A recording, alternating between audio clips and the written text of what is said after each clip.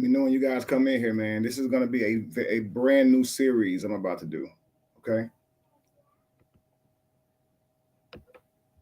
Let me know you guys are coming in. I'm going to get started at exactly 10:12. It's 10:08. I'm going to start it in 4 minutes. But as you guys come in, let me give you guys some shout outs because we're going to have a dope build. Okay. We're moving forward.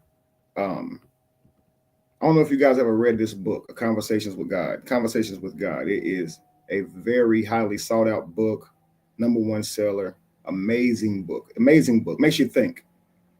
But I'm going to review this book. This book, as you can see, is 8 hours and 26 long of narrating this book. Yeah, something meaningful. But we're going to be doing this in parts.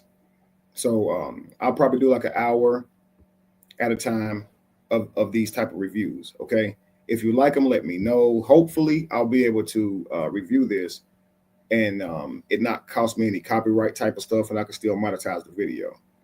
However, I am grateful for any super chats, cash apps, whatever the case may be. This is about to be a really dope build. If you've never heard of this book, it's dope. The audio is tremendous. It goes through different voices as God would have multi voices, right? So it's going to talk to you sometimes as a man. It's going to talk to you sometimes as a woman, and it just switches up. It's just imagine talking to God, and God is the all. He's man and woman, and so his voice would change. I like that concept because it kind of it makes it inclusive on both genders being included with God instead of God just being a man. This book is an open-minded concept of who God actually would be through the eyes of Neil Donald Walsh. Okay, so this is not the Bible's version of God, guys. This is a person who has written a book based on his view of God, but he kind of forms it in the place of a conversation with God and the true God telling him about itself. Okay, so imagine you guys are able to have a conversation with God finally, and you find out that God is real, but God is not the God of the Bible, the Quran, the Bhagavad Gita, the Vishnu, any book out there, any religion out there, that God is not those gods at all, but God is very much true. This is how he comes at this, okay? If you've heard of this book, put a 1 in the chat. If you haven't, put a 2. And I believe I think about 3 to 5 minutes into this book, you'll already be hooked. He has some really fresh ideas on what God would be like. 2, I'm glad you haven't heard of it because I'm glad you've never heard of it. So it'll be your first time. I've read this book some years ago, but I've always enjoyed it how he kind of talks. Okay, 2. Okay. Oh, y'all gonna enjoy this. Y'all are gonna enjoy this. Never actually read it, but I've heard of it. Okay, Lolita. Well, I'm gonna go ahead and get started, and then I'll pause it at times, but I'll let it play some, and you know how that goes. I can't just let it play because I'll be flagged for that. But hopefully, I can review this video and it'd be perfectly fine. But no further ado, let's get started, guys. This is part 1. This is going to be a series. Rather than another letter to another person I imagined to be victimizing me, I thought I'd go straight to the source, straight to the greatest victimizer of them all. I decided to write a letter to God. It was a spiteful, passionate letter, full of confusion, contortions, and condemnations, and a pile of angry questions. Why wasn't my life working? What would it take to get it to work? Why could I not find happiness in relationship? Was the experience of adequate money going to elude me forever? And finally, and most emphatically, what had I done to deserve a life of such continuing struggle? To my surprise, as I scribbled out the last of my bitter, unanswerable questions and prepared to toss my pen aside, my hand remained poised over the paper as if held there by some invisible force. Abruptly, the pen began moving on its own. I had no idea what I was about to write, but an idea seemed to be coming, so I decided to flow with it. Out came, "Do you really want an answer to all these questions, or are you just venting?" I blinked, and then my mind came up with a reply. I wrote that down, too. Both. I'm venting, sure, but if these questions have answers, I'd sure as hell like to hear them. You are sure as hell about a lot of things. But wouldn't it be nice to be sure as heaven? And I wrote, what is that supposed to mean? Before I knew it, I had begun a conversation. And I was not writing so much as taking dictation. What you are about to hear is a reading of a large portion of that dialogue. I hope you receive benefit from listening to it. The dialogue begins with a very simple question, actually. How does God talk? And to whom? I talk to everyone. All the time. The question is not to whom do I talk. But who listens? First, let's exchange the word talk with the word communicate. It's a much better word, a much fuller, more accurate one. When we try to speak to each other, me to you, you to me, we are immediately constricted by the unbelievable limitation of words. Now listen, that's profound. That's profound, right? Now, I've been saying this for years. Why would God talk? We always say, if God real, speak up. Why would God speak? The words that we use are man-made. Why would God use our man-made words to communicate with us? It makes no sense. If God is the God of man, God is the God of every being ever, right? So why would God have a tongue to talk? Why would God talk? Why would God use words? Instead, my idea is that God would use energy. Energy. We have energy that cycles through our body. Happy, sad, indifferent, whatever the case may be. The words that we use to describe them are our ways of articulating how we feel. So a God doesn't need a mouth to communicate because it doesn't need to say those words. God is in you. So you would just feel how God feels. So any of you guys who you're an oracle, you're a powerful speaker, you know that when you make music or creativity, things seem to just come out of you, pour out of you. Okay. You know that you're not coming up with it. It's like magic. It's yours. You did come up with it, but you're not really trying. You know what's happening. It's kind of flowing through you. Well, what's actually happening is you're interpreting the energy that's inside of your body. The words that you're saying wasn't the words you heard. You're expressing what you just felt in your spirit. You say, I just felt this in my soul to say. I just felt this to say. But the words didn't drop in your spirit. The feeling did, the emotion did, the insight did. And then you articulated it. You're not saying word for word what something told you to say, or even what yourself told you to say. You are articulating the emotions that's inside of you, the thing that just dropped in your spirit. Does this make sense? It's like saying Kamehameha, but I don't need to say Kamehameha. I can just shoot the energy. I don't have to say Kamehameha. So the human believes God, in order for God to shoot energy or talk, he has to say Kamehameha. But truly, God does not need to express himself, move its mouth, move her mouth for you to hear it, because you don't need to hear God because God ain't outside of you. So why would God need to speak? God exists in the past, present, and the future. For God to be speaking would appear that God exists solely in the present. God exists at all times. Your communication with God is never ceasing because you have a divine connection to the all. This is why it says, it ain't about if God is talking, it's about if people are listening. We all have an inner voice. We all have thoughts. We all know something is wrong sometimes. Are you listening? So I thought that was beautiful. Why would a God talk? I've always said this. Why would a God speak? Write this down. Thus saith the Lord. If you do it in human words, why? It makes, if you really put this in concept, why? There's many languages.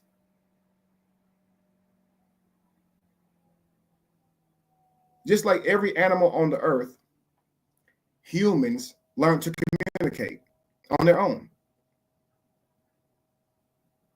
Nothing was written of any other energy being on this planet other than what men wrote. Everything written has been written by men. If it's carved in a wall, men did it. Human beings.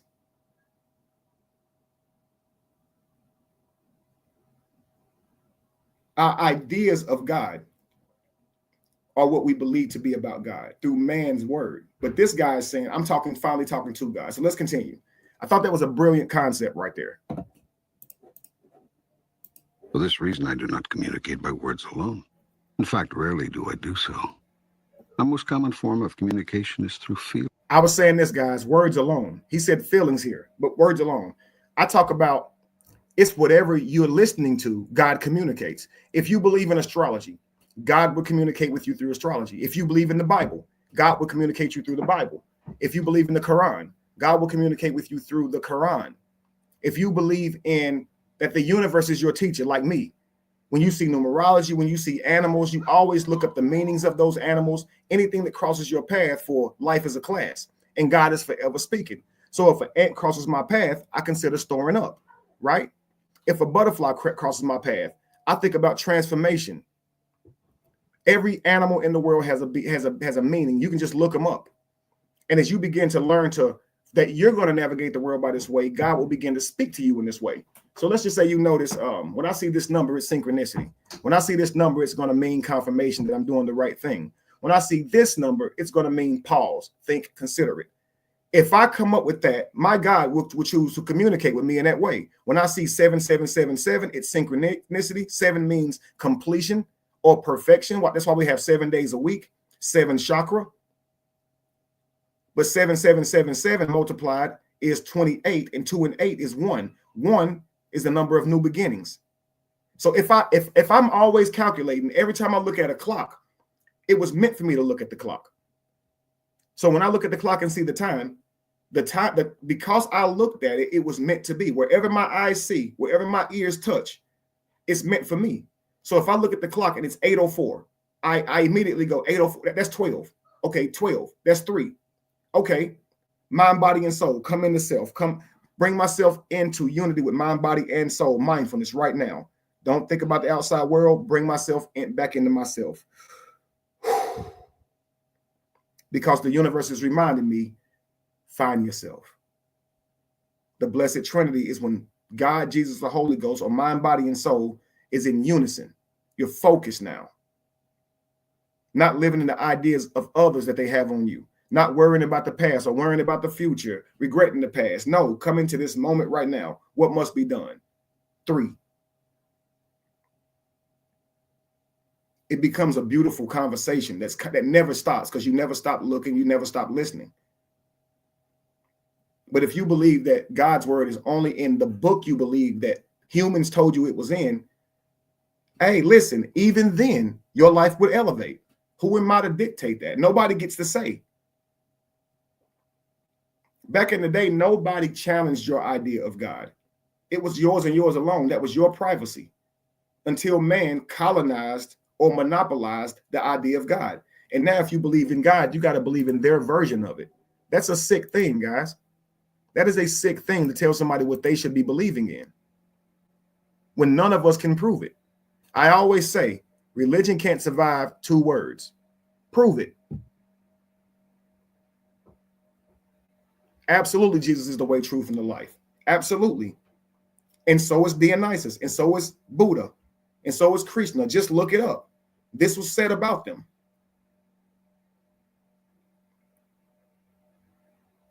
Guys, if we're going to do this, we have to be open-minded that there's other people who have other beliefs in the world, because this book isn't a Christian book now.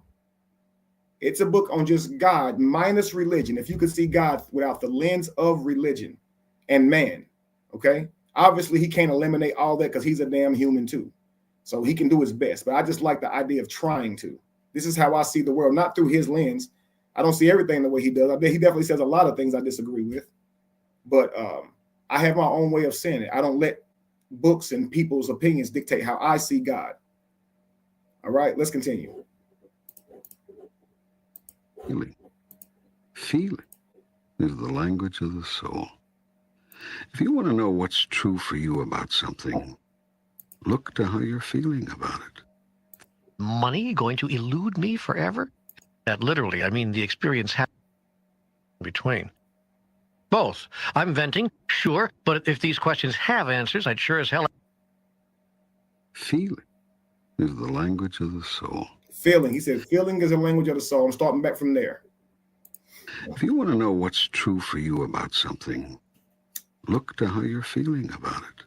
Feelings are sometimes difficult to discover, and often even more difficult to acknowledge. Yet hidden in your deepest feelings is your highest truth. Boom. Listen. Beautiful. Feelings is the language of the universe, right? The music of the soul. You want to know how you feel about something. The truth about something is how you feel about it. The problem with that is how you feel about something may not be true. Someone could have said something, you could have taken something out of context, and there you have these feelings. Your feelings may not always be accurate.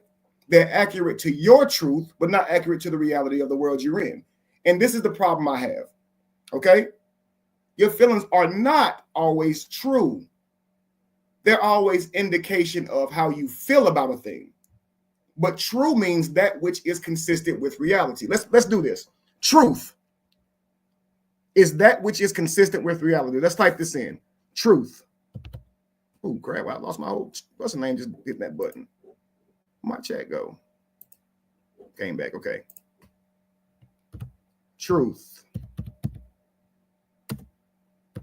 is that which is consistent reality.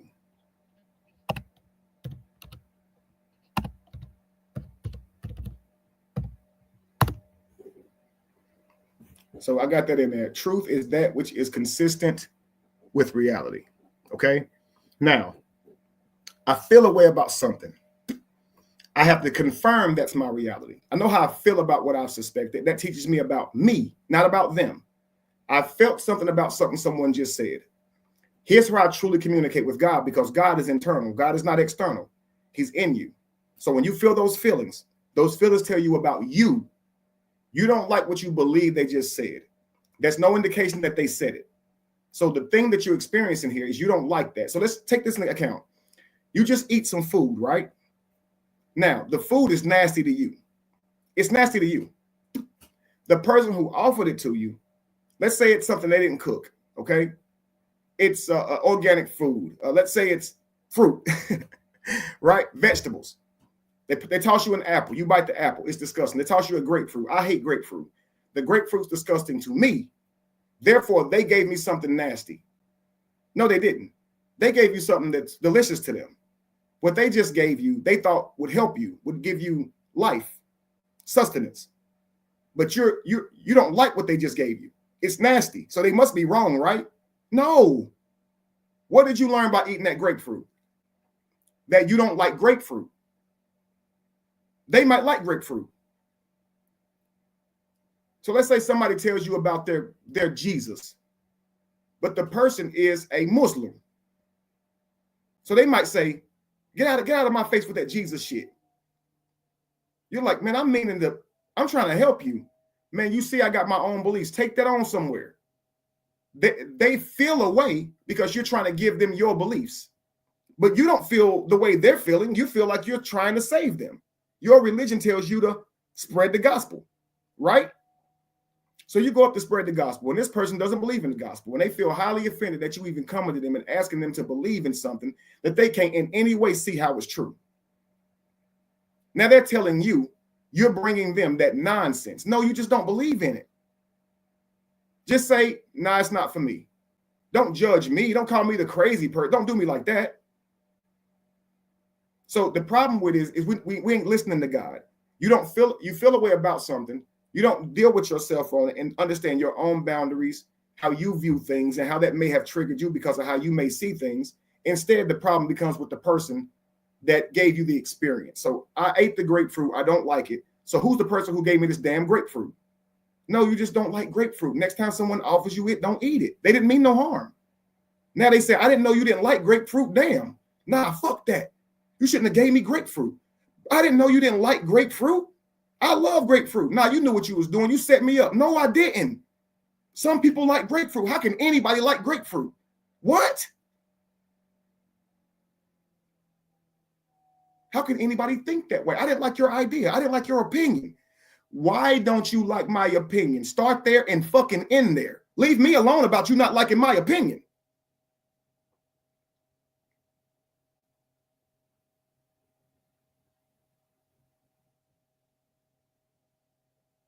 We're all gods. Don't question our opinions. Let it tell you who we are and where we've been. We're all oracles of the universe.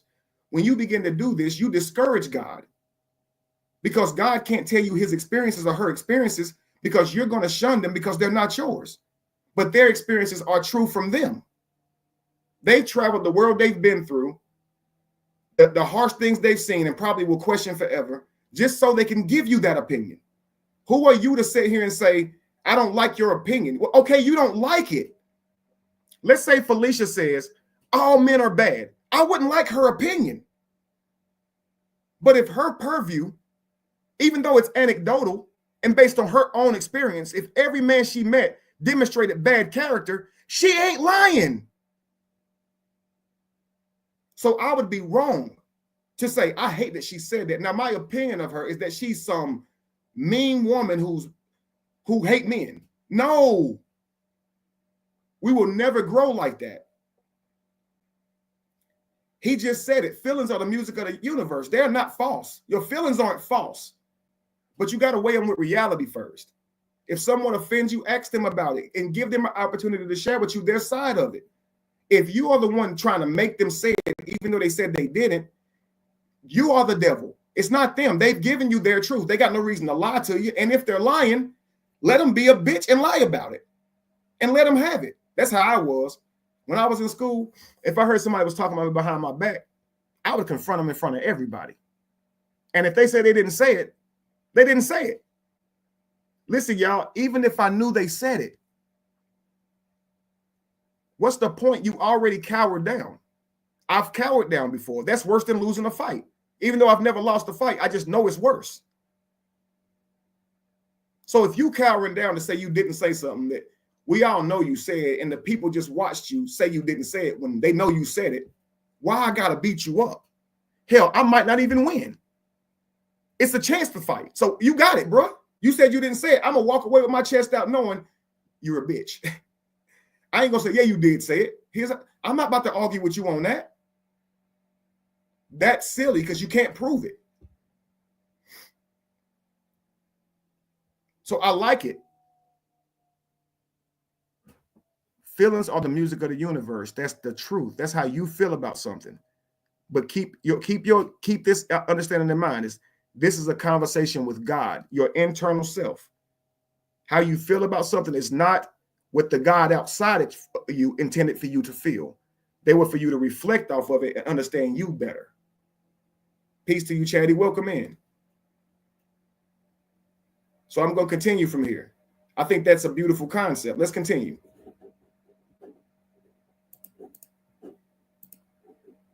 The trick is to get to those feelings.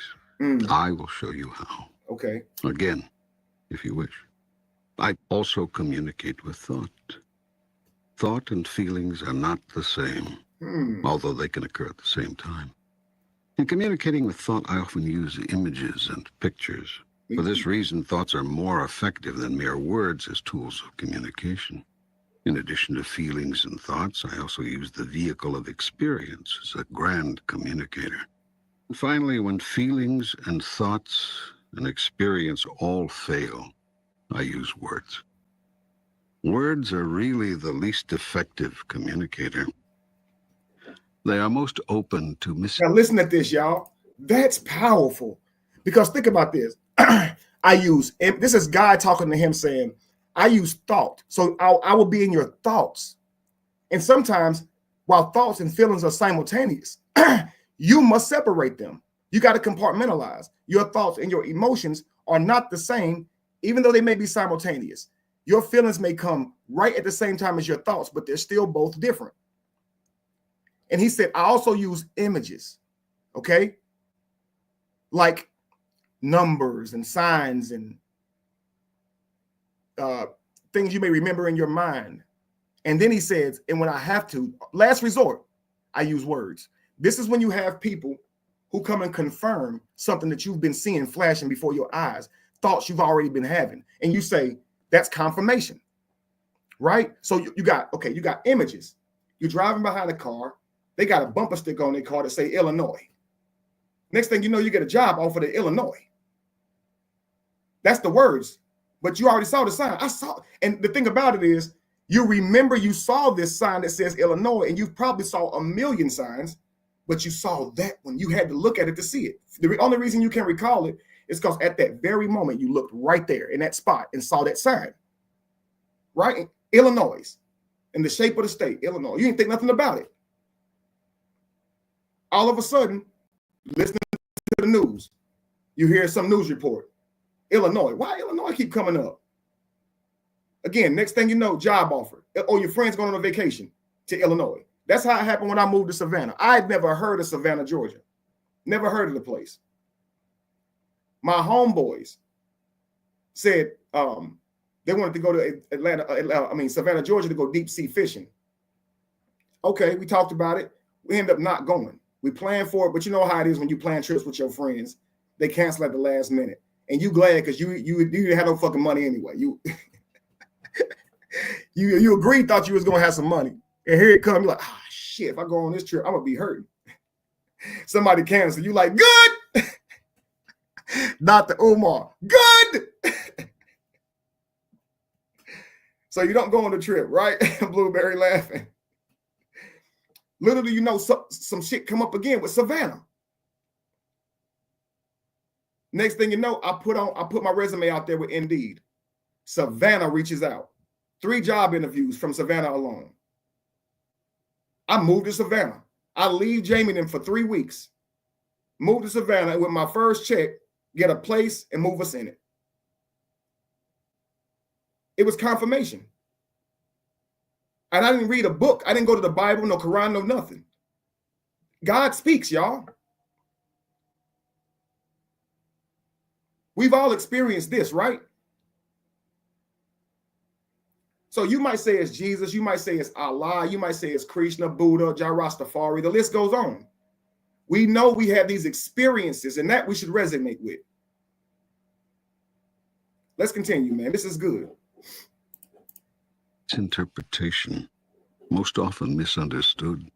Why is that?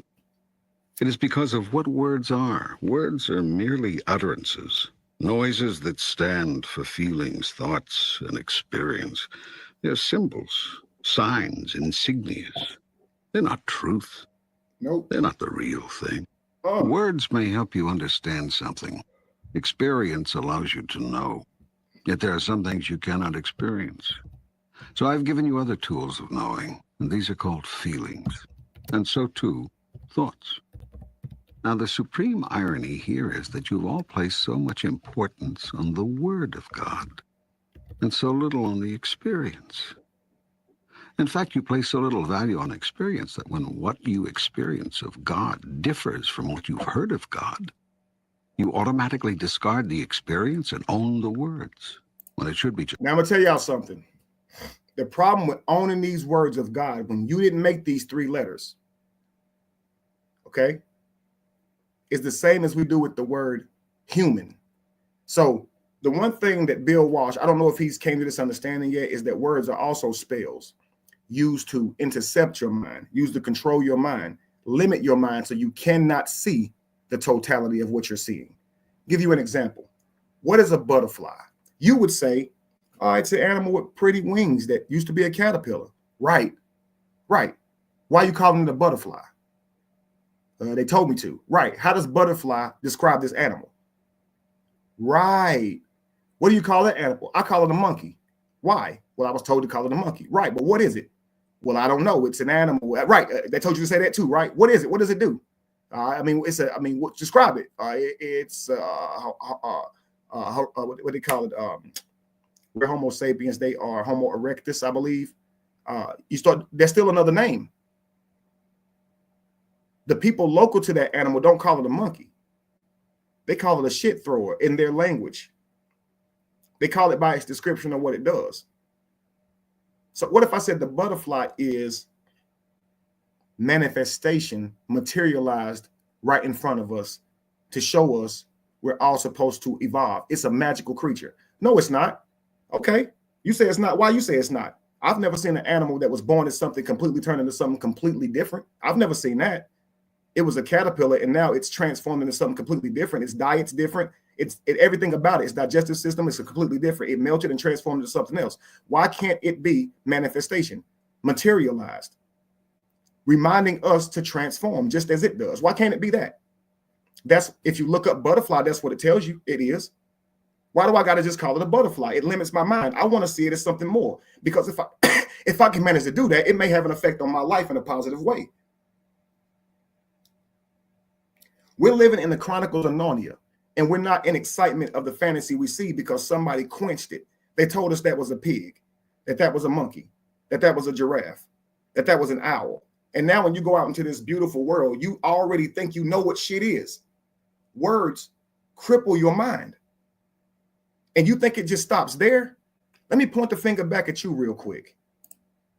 Let me show you why you at all should not trust words. Often when we make a mistake, we say, I'm only human. I am only human, we say. Look at this, guys. Human being, guys. In Black's Law Dictionary, this is the only dictionary that you should be reading, okay? Human being is defined as follows: sea monster. Human being is defined as a sea monster. This is Black's Law Dictionary. Now we say, I'm only human being. I'm just a human being. Beverly already knew it, a monster. Now we're saying out loud, we're human beings, right? We're saying we're human beings. Watch this. It says sea monster, right? Watch this, guys. Black's Law Dictionary. Sea monster, meaning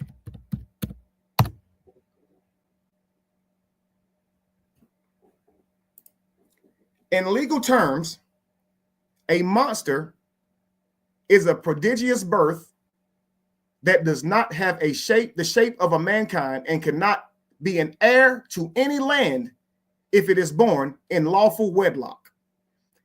Even if it is born in lawful wedlock, it cannot be an heir to any land. So any person calling themselves a human cannot actually own any land. Y'all say, why do we always pay taxes? Because you've accepted that you're human beings. And based on the government's term for what words mean, you've accepted that you can't own shit. That's why you got to pay for it every year, or they can take it.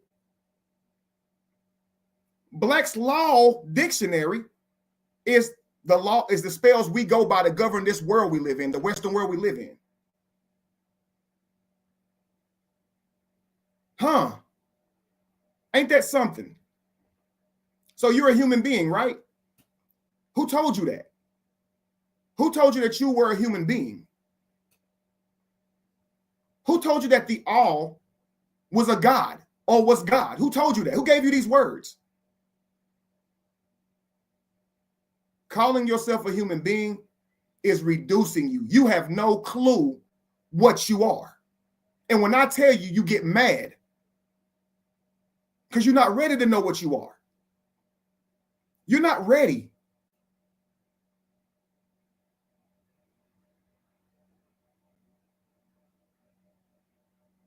You're Superman and Superwomen born on Krypton. What am I saying? Krypton was full of kryptonite, right? Kryptonite. Superman's biggest weakness, right? Right. Superman, when shipped off of planet Krypton, goes to Earth, away from kryptonite, right? Right. Now Superman is all powerful. Eyesight, speed, strength, durability, unreal, unparalleled, because he got away from his weakness. You see these superhero movies where something happens and everybody gets superpowers. What if I told you they're playing with your mind? The actual reality is, I should make a movie like this. Well, we already have them, but then something happens and we get access to them. The movie will look like you just got them, but you've always had them, but they've been reducing them. Chemtrails, fluoride, The poison in the air, the poison in the food, the poison in the water, religion, words, laws, concepts, wars, rumors of wars, terrorism.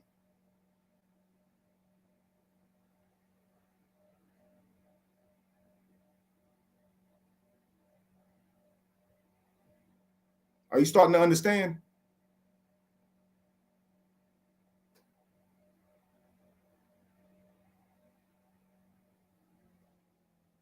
So it's a monster who, even if they're born in lawful wedlock, they cannot be an heir to any land. When we sign the birth certificate that says informant, informant in Black's Law's dictionary is one who can give up another.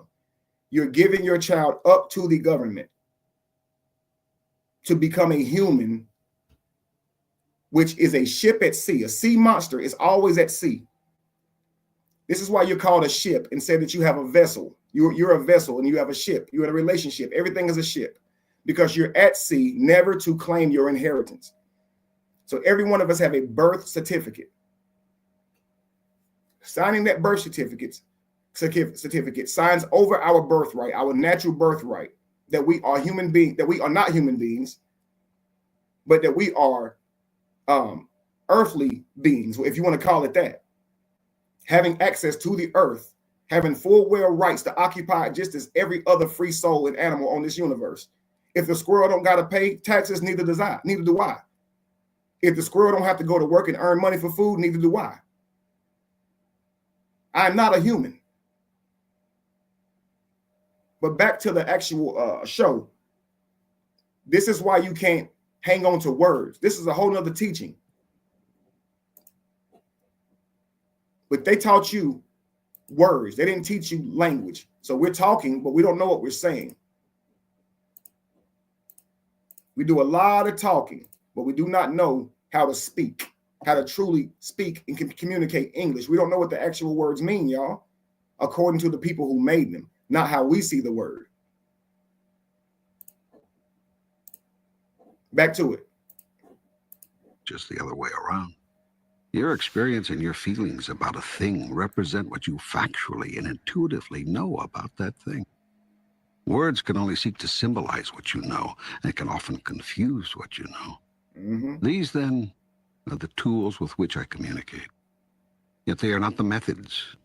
For not all feelings, not all thoughts, not all experience, and not all words are from me. Many words have been uttered by others in my name. Mm. Many thoughts and many feelings have been sponsored by causes not of my direct creation. Mm. Many experiences result from these. He's saying that many acts of war, many books, many ideas have been given in his name, but they were not from him. God speaks to you personally, not through anybody else, not in no, I promise you. I can't. Here I am telling you what to think. I apologize. That's how I see it. God speaks to you individually. That's it. Ain't no book. It ain't one. You are the book. Let's continue though. Challenge is one of discernment.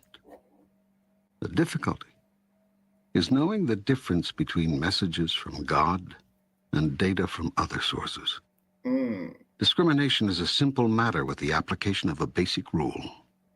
Mine is always your highest thought, your clearest word, your grandest feeling. Mm. Anything less is from another source. Now the task of differentiation becomes easy, for it should not be difficult either. Feelings, and so too, thoughts. Now the supreme irony here is that you've all placed so much importance on the Word of God, and so little on the experience. In fact, you place so little value on experience that when what you experience of God differs from what you've heard of God, you automatically discard the experience and own the words, when it should be just the other way around. Your experience and your feelings about a thing represent what you factually and intuitively know about that thing. Wow, guys, listen at this, yo. Listen at what he's saying. Really listen, y'all. Listen, listen, listen. Words can only seek to symbolize what you know, and can often confuse what you know. These, then, are the tools with which I communicate. Yet they are not the methods. For not all feelings, not all thoughts, not all experience, and not... Listen, what he said was, we take the words that we believe about God and discard the actual experience that we are really personally having with God. And he's saying, why would we do that? Why wouldn't you take your experience, what you feel internally about God, and put that above what the words say about God? That's what I did. That's how I woke up from religion. I was reading the Bible, right? And things I normally don't question started standing out to me. I knew it was time.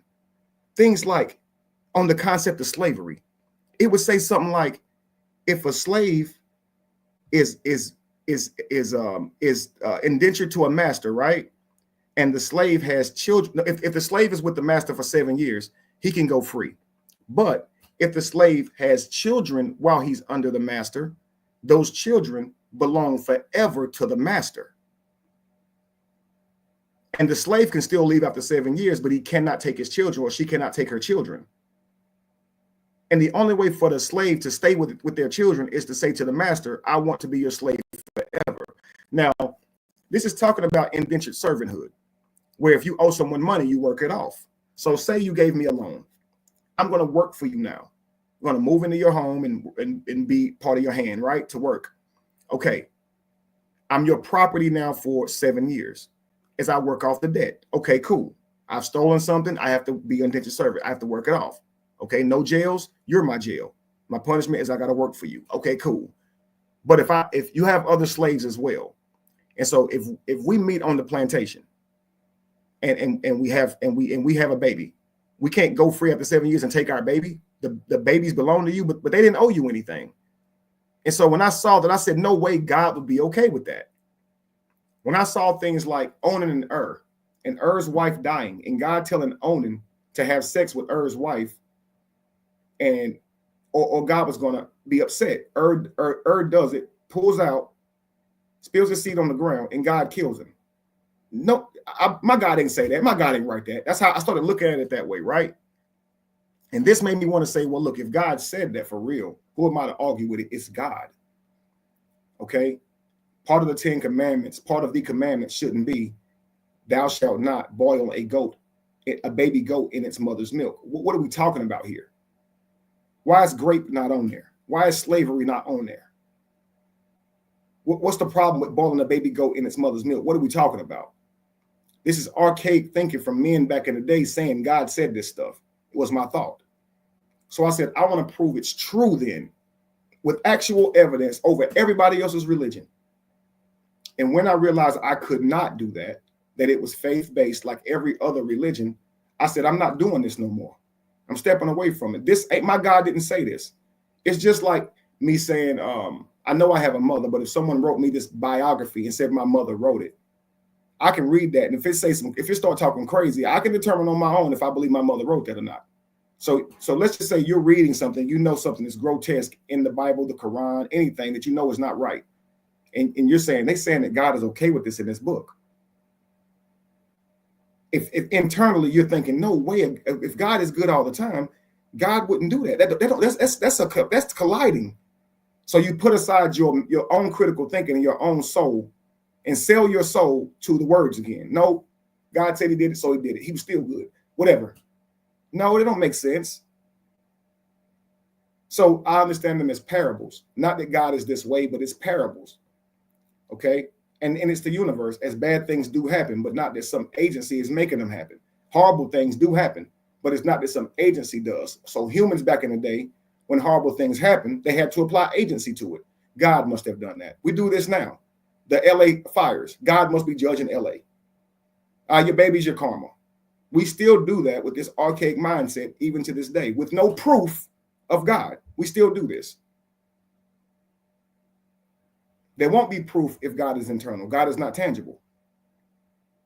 And unless you believe that, of course. Who am I to tell you? But let's continue. I love that about choosing word over our experiences. Not all words are from me.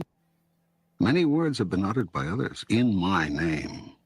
Many thoughts and many feelings have been sponsored by causes not of my direct creation. Many experiences result from these. The challenge is one of discernment. The difficulty is knowing the difference between messages from God and data from other sources. Discrimination is a simple matter with the application of a basic rule. Mine is always your highest thought, your clearest word, your grandest feeling. Anything less is from another source. Listen, y'all. The words of God come from your clearest mind, your highest thought, your deepest feelings. Therein lies the word of God. That is powerful. How many times do we hold back our deepest thoughts, our deepest feelings, our highest mind, out of fear for hurting somebody, offending somebody, losing a friend? So while we're all oracles of God, we all mince the truth for whatever reason. But the word of God is that which comes from your highest mind, the most royal way of thinking. Your thoughts when you're in love, not in hate, because when you're in hate, yeah, you can cuss somebody out and detest them. What are your thoughts from your highest mind? Love, right? That's God. Your deepest emotions, being vulnerable. That's what I call being honest with God. That's why I'm so powerful, is I speak how I truly feel. Most people don't. And if you begin to, watch the world change for you. Because you don't care if nobody mock you for saying you was hurt. You don't care if nobody mock you for crying, because you're a real being. You're a real being.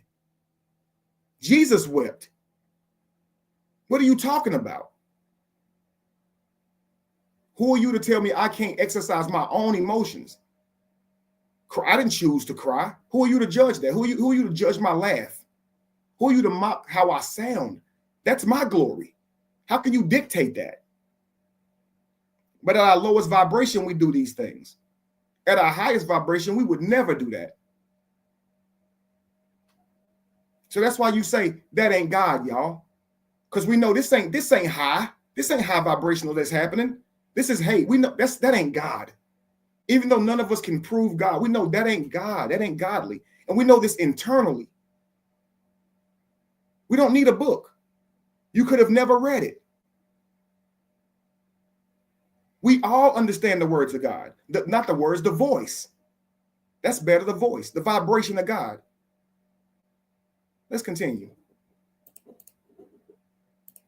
Now the task of differentiation becomes easy, for it should not be difficult even for the beginning student to identify the highest, the clearest, and the grandest. Yet will I give you these guidelines. The highest thought is always that thought which contains joy. The clearest words are those words which contain truth. The grandest feeling is that feeling which you call love. Joy, truth, love.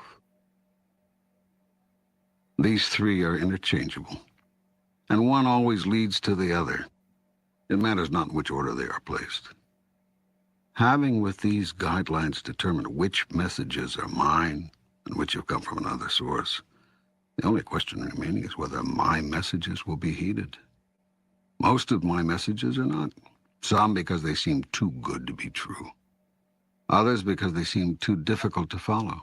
Many because... And I want to explain something to you guys. When I say I'm God and you guys are God, I want to explain to you what I mean by that. Because a lot of people get offended when I say I am God. And they get offended because they don't know that they are too. So they think I'm boasting and I'm bragging. But I'm explaining to you how we are all God, okay? This is not blasphemy, okay? Every book that speaks of a God agrees with this statement I'm about to make. It's just going to be in my own words. Here's how we're all God. If I were to take an ocean, let's say the ocean is God, and we all go out there, each of us go out there into the ocean, and we take a cup with us, right? And we dip a cup into the ocean, fill it all the way up, and we pull it up and hold it in the air. Inside those cups is the ocean, correct? It's the ocean. Now, your vessel's shaped different than mine. Your cup is a different color than mine. But what's in the cup, though? It's all the ocean. Taste and see. Look under a microscope. Look inside of each and every cup. Look under it closely. It's all the same ocean, same microorganisms, same everything. It's the same ocean, just different vessels. It's still God. Likewise, your vessel is you. It's your own. Your flesh is you. Even they call that the devil, the double, the altar person, the alter ego. That's why you go to the altar to talk to God, because you're going to the altar person, which is spiritual, which is where we're all divinely connected. We're all divinely connected by way of soul, or what you would call thought or energy. And we're all naturally connected via biology, DNA. Does this make sense? We all feed off the same sun, and we're all connected to the same God. We're connected to the same sun, the same earth, and the same God internally. You are God 100% through and through, as your contaminants, what you contain is God. Your soul is God. So we can all articulate via our experiences and emotion through that. Does that make sense? I'm hoping that makes sense. You're God and I am God. So I'm disturbing the ocean. So if I look at the vessel and I believe that it's different than me because it's a red cup, I'm a black cup, it's a white cup. So what's in it is the ocean though, but it's a black cup. So it's a nigga. It's a fat cup, right? Fatty cup. Right? Now the soul, the ocean on the inside of the cup is affected the same when it's called these names based on its vessel, right? Because it believes it's its vessel. I mean, it's stupid, right? It believes it's its vessel. So, okay, when you say these words about my vessel, it hurts, right? And it knows that, because when it says the words about you, it hurts you, right? I mean, you all know that, but we all playing.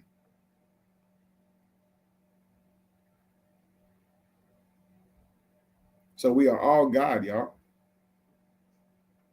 So God is now in all these different vessels, and the ocean is all these different vessels.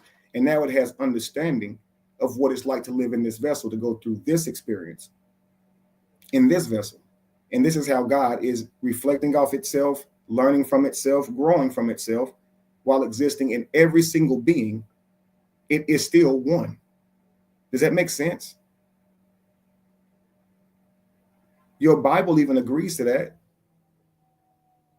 that God made Adam and Eve, and it was just clay until God breathed into it. He put his breath into it. So if God's breath is in you, if God's breath is God, what are you filled up with? Is it the breath of God? So what are you filled up with? That's your soul, is the breath of God. Let's continue. Because they are simply misunderstood. Most because they are not received. My most powerful messenger is experience, and even this you ignore. Absolutely. Especially this you ignore. Your world would not be in its present condition were you to have simply listened to your experience. Thanks. The result of your not listening to your experience is that you keep reliving it over and over again. I gotta stop it. The fact that you're not listening to your experience is why you're reliving it over and over again. Think about this. Someone hurts you. That's your experience. How they hurt you? With words. That's your experience. To say hurtful words back recreates the cycle. But if you learn from your experience, the experience is don't say hurtful words, because you learned that hurtful words hurt. So if I touch a stove and realize it's hot, I don't go put everybody else's hand on the stove, do I? I no longer touch the stove. I'm supposed to learn from my experience. So if I know it's wrong to insult because I've been insulted and I know how it feels, my judgment with God, my business with God is that you know how it felt and you did it anyway. But God, it did it to me. And how did it feel? Right. So you can't be innocent when you do it back. But they did it to me. That ain't how I look at things, says the Lord. I don't care about who did it first or second. I look at sin. So you're wrong and you're wrong. but I did it back, and you're wrong. If it hurt you when you did it, and I said treat others as you want to be treated, you were breaking a rule, weren't you? Because if it hurt you and you did it back, is that how you want to be treated? Well, no. So why did you do it back? Because they did it to me. Is that the rule? No. What's the rule? Turn the other cheek. Oh, damn. So you're not following the rules. And that's why the universe ain't working like you want it to work. Don't disturb the water because you'll always get wet. You can't disturb the water and not get wet. You can't disturb the water and not create ripples. It's always going to happen. So if I smack the water with equal force, the water smacks me back. I don't care if I was mad, even if I deserved to be mad. The water could have splashed up on my face when I had good clothes on. If I smack the water is going to smack me back.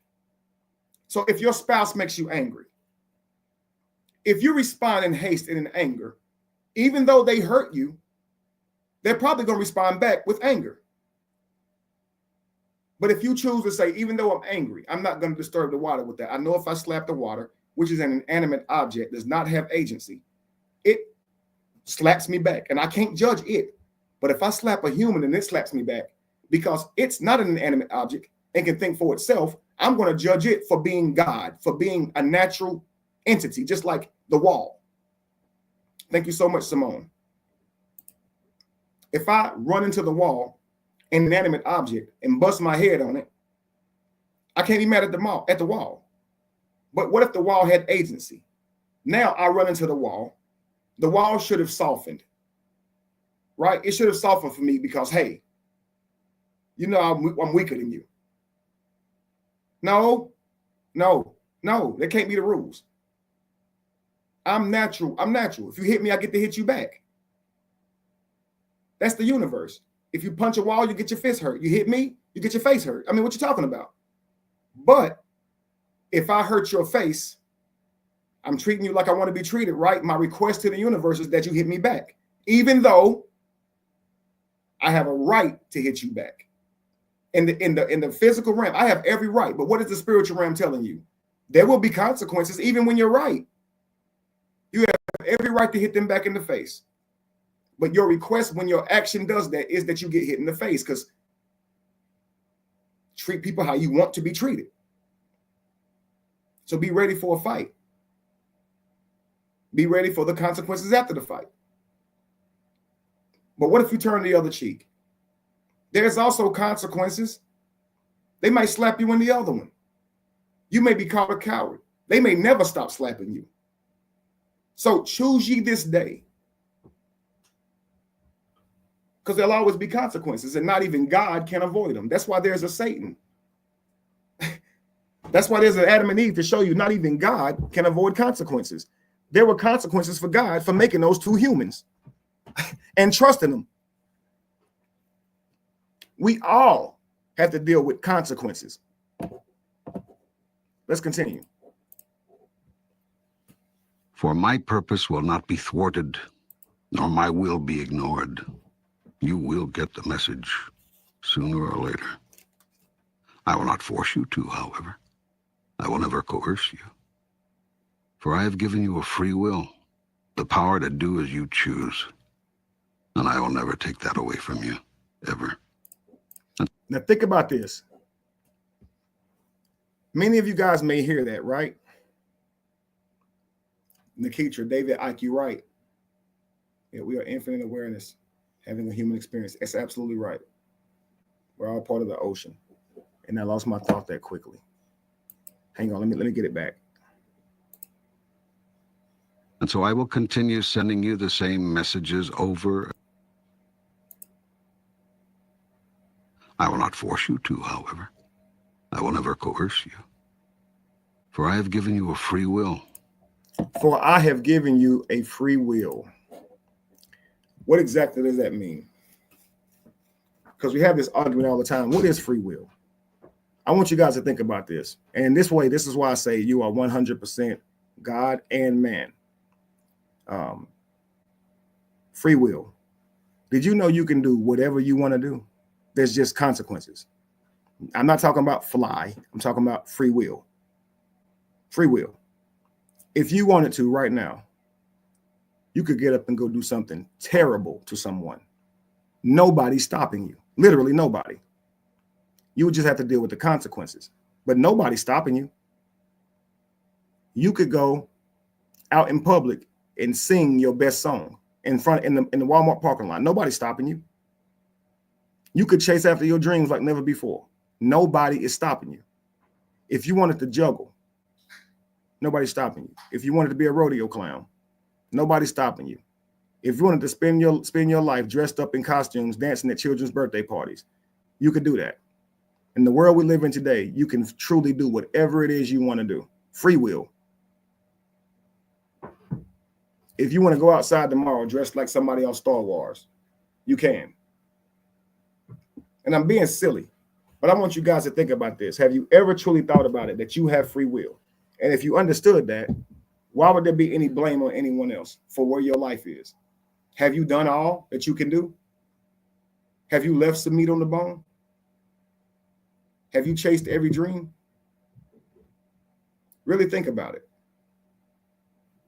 We can only say my life is where it is due to my own output. If I'm a spider and I haven't been spinning my web, it ain't God that's judging me. It ain't God that got a problem with me.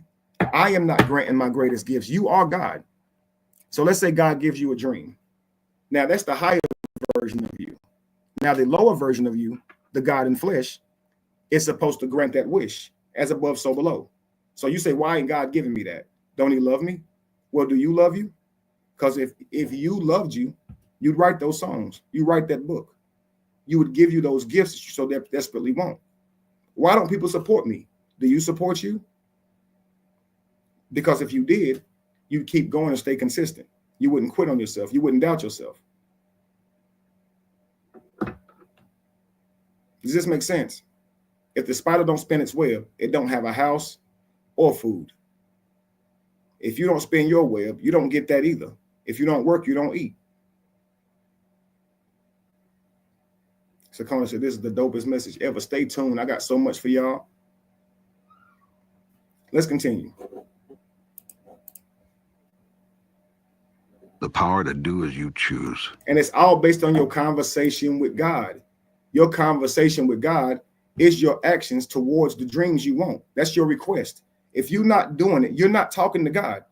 I'm telling you, if I'm not out in the garden actually putting a seed in the dirt, I'm not praying for a garden. God does not hear me until I decide to put the seed in the dirt. The universe cannot respond to you if you don't do it. It's in the doing. The universe, God will never grant me muscles until I'm working out. I promise you. And you ain't going to feel strong while you're getting strong. You're going to feel weaker. If I want to be full, if I want a full stomach, God cannot give me a full stomach if I don't chew the food. I got to do my part. It's only in the doing.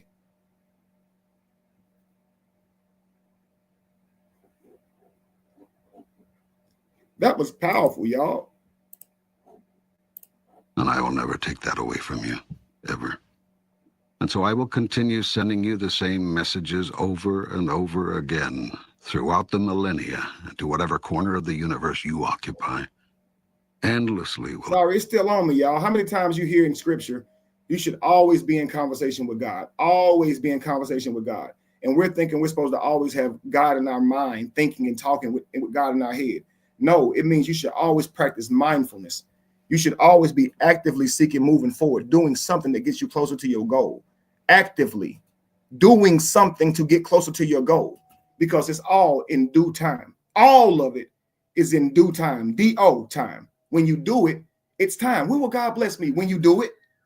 When you do it, and you have to keep doing it and doing it and doing it well, doing it and doing it and doing it well, because it's continuous conversation with God. Continuous conversation with God. You can't stop talking, and talking look like doing. Trust me, y'all. We're lazy because the world done crippled our minds. We can rest all we want to and then go to the fridge when we're hungry because we can store it up. We can go to the supermarket when we're hungry because we can go buy it. But in a natural world, you had to go hunt. And every day that meant miles and miles of terrain.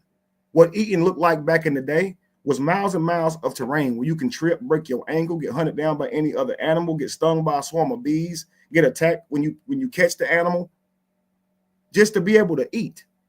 You understood that eating was constant conversation with God, being slow, being silent, being undetectable, because these animals have senses that's through the roof. They ain't gonna lay down for you.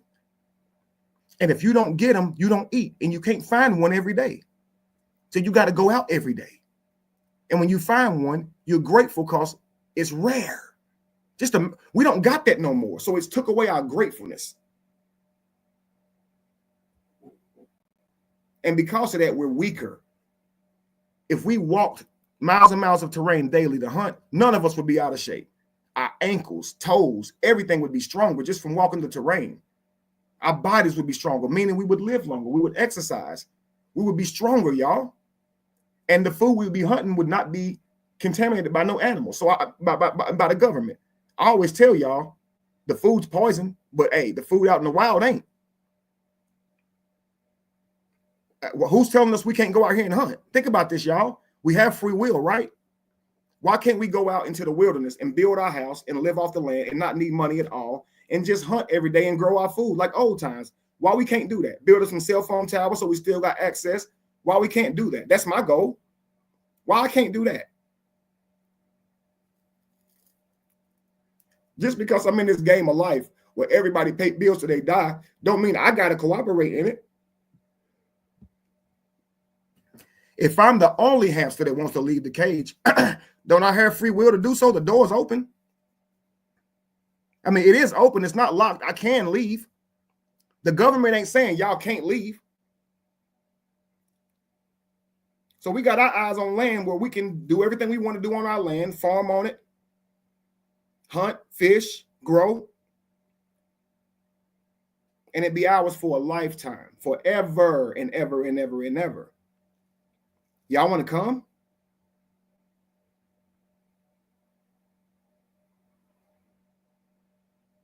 Nobody's forcing us to stay in this prison. Let's just continue because Kevin's trying to set us free.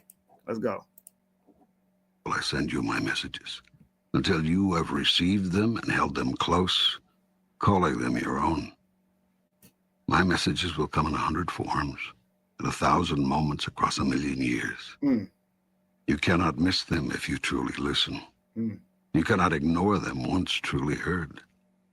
Thus will our communication begin in earnest. For in the past, you have only talked to me, praying to me, interceding with me, beseeching me. Yet now can I talk back to you, even as I'm doing here. How can I know this communication is from God? How do I know this is not my... He said, you've only been talking with me, pleading with me, beseeching me.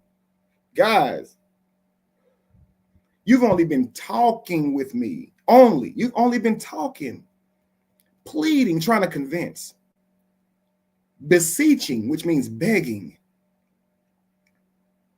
You have yet to do it. I put it, it's in you. The web is in you. You just have to unravel. It's in there. It's the only way you're going to see it is if you pour it out. It ain't up to me no more. I've already given it to you. Stop asking me for it. God is like, what is wrong with y'all? The day I made you, I put it all in you. What are you coming to me for it? Why are you coming to me for it? It's like the spider praying for web. God, please, please, God. I want a big web, God. I want one that's bigger than all the other webs, God. I want it to catch all the fish and all the flies, God, and all the caterpillars, God. I just want a big web. God looking at you like, then spin it. The lion like, I just want an antelope, God, a juicy one. I just want a juicy antelope. Then go. I gave you the strength, the claws. If you don't shut up and pray, meaning be active, go get the gazelle. It's right there. It's too fast. Then be clever. I gave you a mind. I made you brown like the ground you run on. They can't see you, bruh. As big as you are, you able to walk silently because of how I made your feet. Yeah, they faster, but you got a team. With one bite, you can take this gazelle down. Yeah, they mostly get away from you. I know you missed them the last 5 times you tried. I know you about dying of starvation. I know they call you the king of the jungle, but you're the most starved animal. I know that. But for once, God, can one of them gazelles just lay down for me? They will never lay down for you. And if they did, you wouldn't want it. You wouldn't want it. You're not a buzzard. You wouldn't want it. You're not the hyena. You're the lion. What I put inside of you, you can't forsake it or you'll forever be broke. The spider can't be the lion either. He got to be the spider. If you don't use what's in you, you will forever be broke. You're trying to use what somebody else got. You saw their gift, saw they was successful, and you forsook God, abandoned God, and went and took their gift and tried to be something with it, and you wonder why it don't work. It ain't your gift, bro. It's effortless for me. It's who I am. It's who they are. Leave them alone. Be you. If you be you, they can't compare to you. Nobody can. If you be you, there's no one that can compare. Type that in, family. The moment that you be you, you are absolutely unique, and there's never been another person or never will be another person like you. And all it takes is for you to be you. Don't type all that in. That was a lot. If you be you, there's no one that can compare.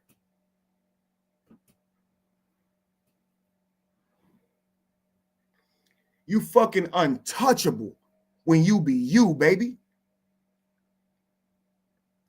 When you spin your web, spider, you will never go hungry. Ever. You'll always sleep on a bed that's floating in the damn sky if you just but use your web. We be forsaking our gift for somebody else. The spider out here trying to damn pounce. That ain't what you're supposed to be doing. That's why you failing.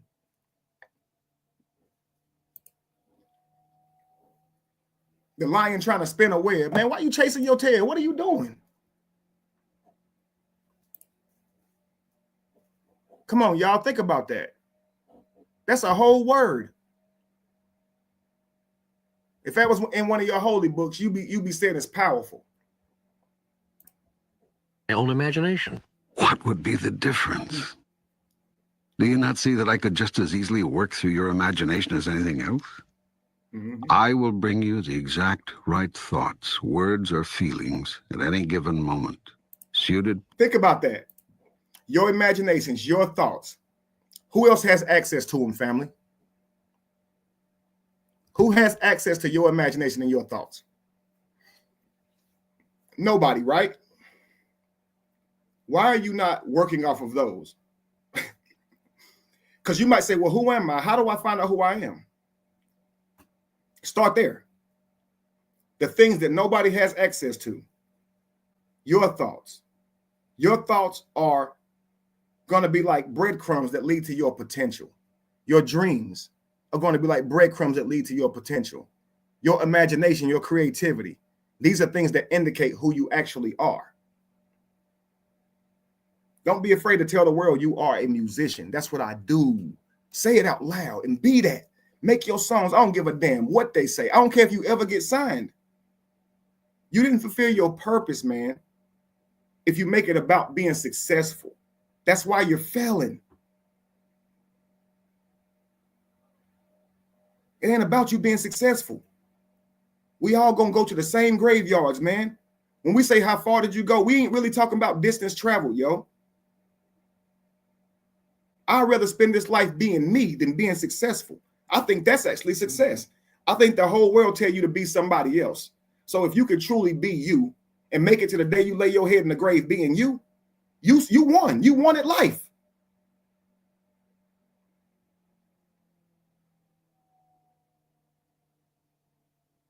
Like the Bible said, we perish for lack of knowledge. Absolutely.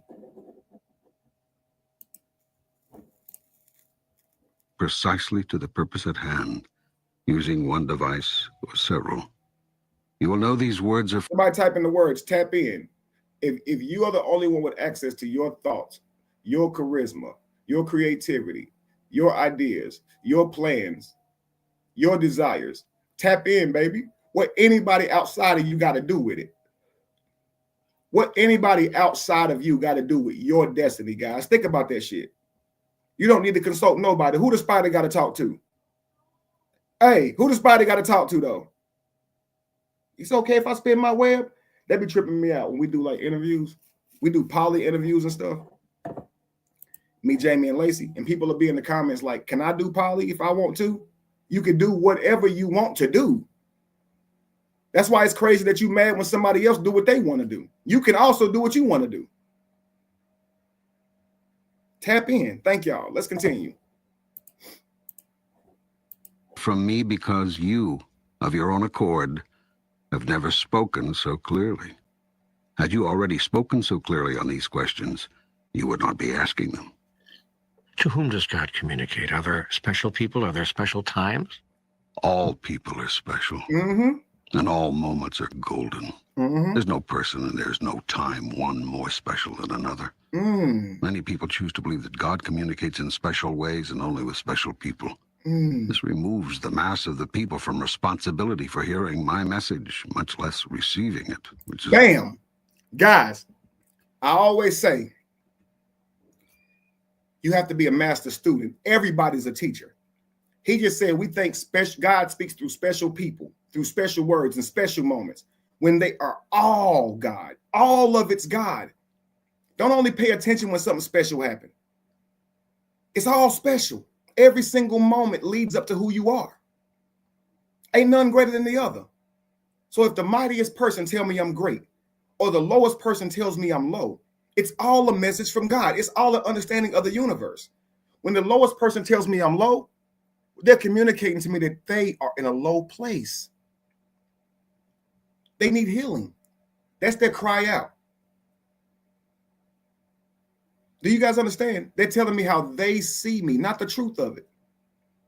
And they see the world as they are. It's always true. I see everybody as brilliant. I'm often trying to call out something brilliant in you. I find it. I'll find it if it kills me. Because I know we are like a snowflake. No matter what angle we might find, we all got beauty to us. So they think Kevin be glazing because I compliment everyone. That's because every one of you are worthy of praise. You are God. If I got the ocean in me, how am I greater than you?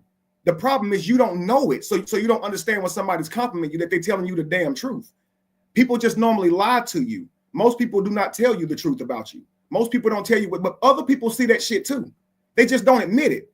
The reason they don't is because they're insecure. I know who I am. So I have no problem praising you. I have no problem kneeling down in your greatness. It doesn't affect me at all. Who am I to deny God? If I see a glimpse of that ocean spilling out, who am I to say that ain't the ocean? I'm what, the vessel is the problem? Nah, I'm not blind when I see God. When I see my God, I acknowledge him or her. is another matter. And allows them to take someone else's word for everything. You don't have to listen to me, for you've already decided that others have heard from me on every subject, and you have them to listen to. By listening to... Pin that into your brain. You guys, he just said, you don't need to hear from me, God. You keep saying, I want to hear from you, God. God says, you don't need to hear from me. You've already heard from man on the subject of the matter. And you believe every word they said about me. So hearing from me would only be confusion for you. You'd only argue with who I tell you I am, because you've already believed the words of men. This is why people say, Kevin, don't explain yourself. This is why y'all know not to explain yourself, because once somebody put the rumor out there, it's too fucking late. Even God is held captive to rumors, to stuff somebody said about him already or her. So God can show up right now and say, I'm God. And you would look at your Bible and say, that ain't what the Bible say you are. Or that ain't what the Quran say you are. So you ain't God. And God will be looking at you like, boy, are you stupid? You looking right at God and trying to look in a book to verify it?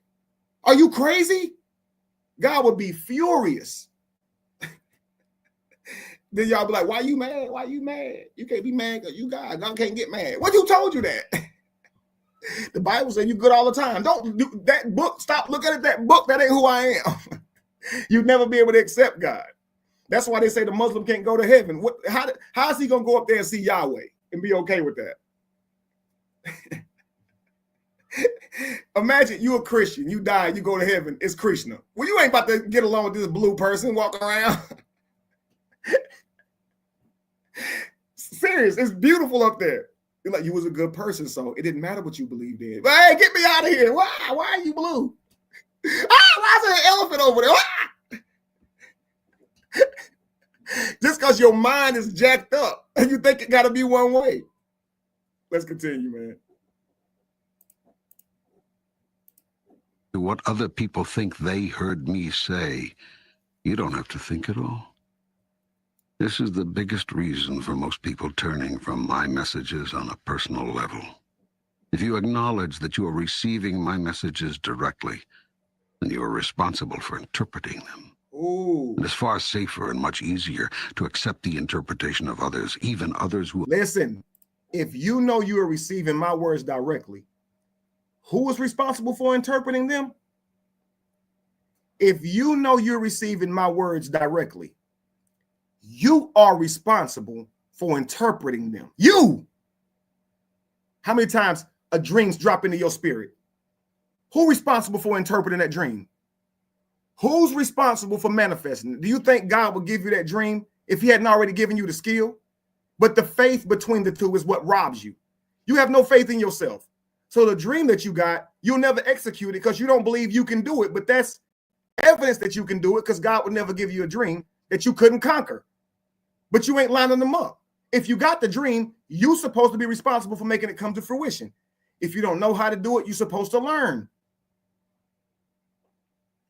This is a fact. When God speaks, it's up to you. So you think God is waiting on you to act on what he just told you? You think God needs you to say the thing that he just gave you to say? You think God needs you to write the song that he just gave you to write? Do you think God needs you to make the moves that she just told you to move? No, it just needs the moves to be made. She just needs the songs to be written. He just needs the moves to be done. So if you don't do it, the idea will be given to somebody else, and here you are mad. I wish I'd have done that. I thought of that 5 years ago. Yep, with your late ass. And because you don't listen. Don't be mad at God. That same seed that they planted, you was given first. Who knows, though? They may have been given it 5 years before you and just acting on it.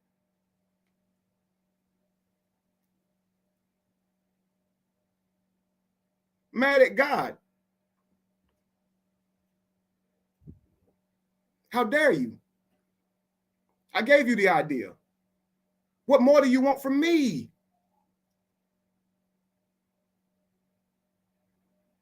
You are to interpret my words. You are the vessel. I can't move without you. I don't interact with the world. I need you to do it. I'm Vishnu living through you. I can't interact with the world.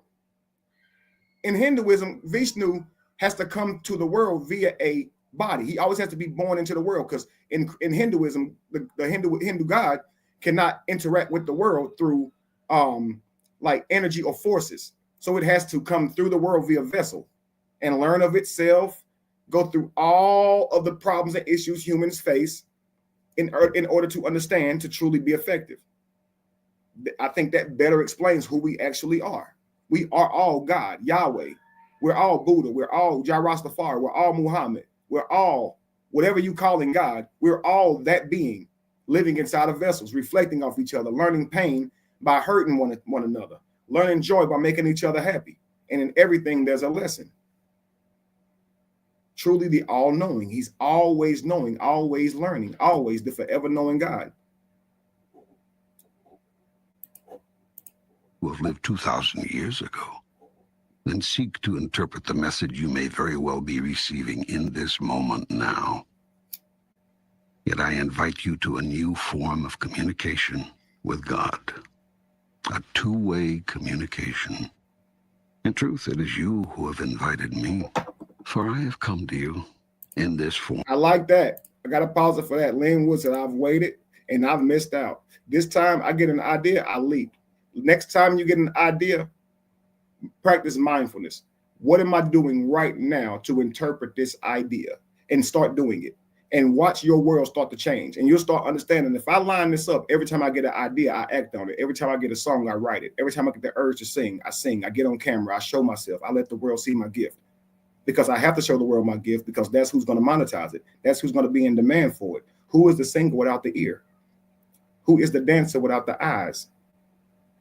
Damn, I'm brilliant. It just drops into my soul, and I'm just interpreting it. But the vessel, the flesh side of me gets to hear it too and bask in my greatness too, and I'll be like impressed, right? Like, damn, that just dropped inside of me, right? Who is the singer without the ears? If I can't hear you, you can't sing. If I can't see you, you can't dance. The gift is one and the same. The audience is the singer. Without the singer, there's no audience. Without the audience, there is no singer. So the spectators, guys, are not a problem. They are a requirement. Wow. Even the naysayers. Oh my God. I just bless my soul. Guys, listen, guys. The people who talking good, the people who talking bad, they are a requirement when you do your gift. It's a prerequisite. There has to be somebody that sees your gift. There has to be somebody spectate on it. There was people who watched Jesus and was complaining about him. When Jesus spared the woman that was going to be hit with stones, and he said, he who has no sin cast the first stone. The woman was happy. To her, that was a move of God. To everybody else, they didn't like that. They was complaining, because that wasn't the scripture. That wasn't the literature. That wasn't the law. Up until then, the law was you get stoned for sexual sins. That was the law. So every woman before that was stoned. And here comes Jesus, the smooth talker, the master manipulator, the one who got something to say, but ain't nobody ready to hear it. And he never learned. He never shut up. He do it every damn time. Every time, he never learned. Here comes Jesus over here. He who has no sin cast the first stone. It makes sense like a motherfucker. I ain't gonna lie. It be making sense when he say like a motherfucker, but that ain't how we do things. That ain't the consensus right here. So we gotta have a problem with it. What he mean? They said that ain't no Jesus. That ain't Jesus right there. When they was criticizing the man for working on the Sabbath, right? They said, Jesus, you see that man working on the Sabbath? Here go Jesus. He could have said something that lined up with the law. He could have said what was politically correct. What they were saying was a sin at the time. He's supposed to be Jesus. You got to be preaching the word, right? It got to line up with the book, with the Bible. Jesus didn't say nothing that lined up with the Bible. He didn't look in the Old Testament. Let's go to the word of God. He didn't say, it's the Sabbath. Thou shalt not worketh. Honor thy Sabbath day and keepeth it holieth. Jesus said, I mean, if your ox fall in a ditch on Sunday, you going to leave it there or you going to get it out? Jesus said, a man got to do what a man got to do. That's where the phrase come from. It's in the Bible. They was like, ain't no way that's Jesus. That's crazy. Now, to the worker who is being criticized for working because his family needed it, and the day off would have killed his family, not literally, okay? He's grateful. Thank you, Jesus. That make all the sense in the world. What do you mean don't work because it's some day? Like, what are you talking about? If you got to do it, you got to do it. It makes sense. They ain't like that. They had a problem with that.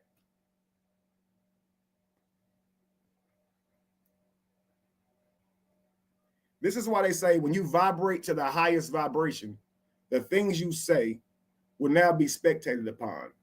And they will be pure, but you live in a world where we've accepted just demonic behavior.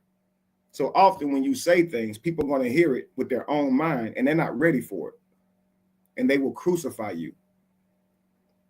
Honestly, I swear to you, this is the teaching. Any one of us can be Christ or Buddha or Krishna, God in flesh, speaking what's real, what's true. And often it's going to affect people. That's why they say the truth hurts.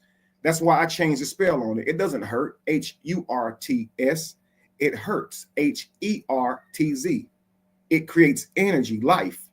And while it hurts, it may cause a negative feeling, it is giving you life. Just like when they put those pads on your chest, clear, that don't feel good either. But hey, you know what it means. You know what you give your life. One, right now, in answer to your call. Why do some people, take Christ for example, seem to hear more of your communication than others? Because some people are willing to actually listen. They're willing to hear. They're willing to remain open to the communication. He asked about Christ. Why are there people like, say, Christ, John the Baptist, Paul, that can hear more from God than others? The only difference from them and other people was that they listen. They weren't special. They was listening. All right. They were constantly paying attention and aware, looking for the voice of God, looking for signs from God. Even when it seems scary or crazy or downright wrong. We should listen to God even when what's being said seems wrong? Especially when it seems wrong. If you think you are right about everything, who needs to talk with God? Go ahead and act on all that you know. But notice that you've all been doing that since time began. And look at what shape the world is in. Clearly, you've missed something. Obviously, there's something you don't understand.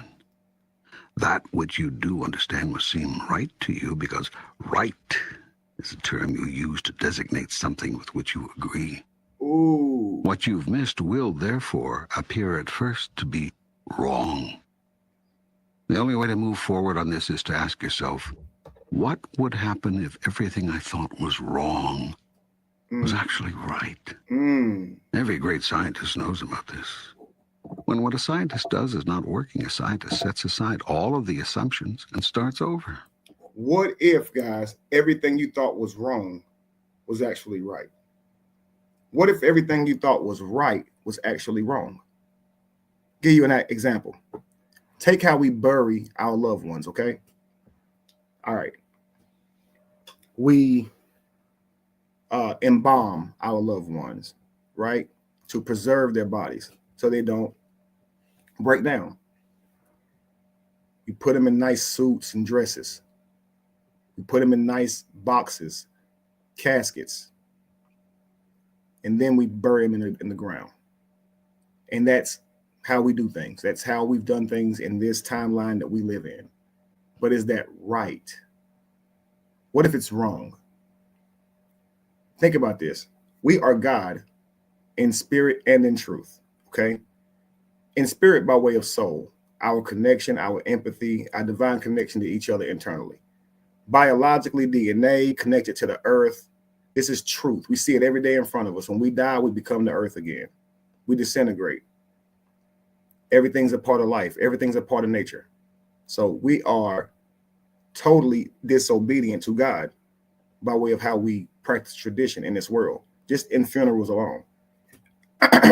We live our lives consuming the world. This is how we eat to survive. We live off the world. We kill. We take part in all of it to survive. But when we die, we forsake our part in the universe. We're supposed to be eaten back. We're supposed to be consumed. We're supposed to go back to the earth. From the dust thou art, thus you shall go back. That's the rule. We're not doing that.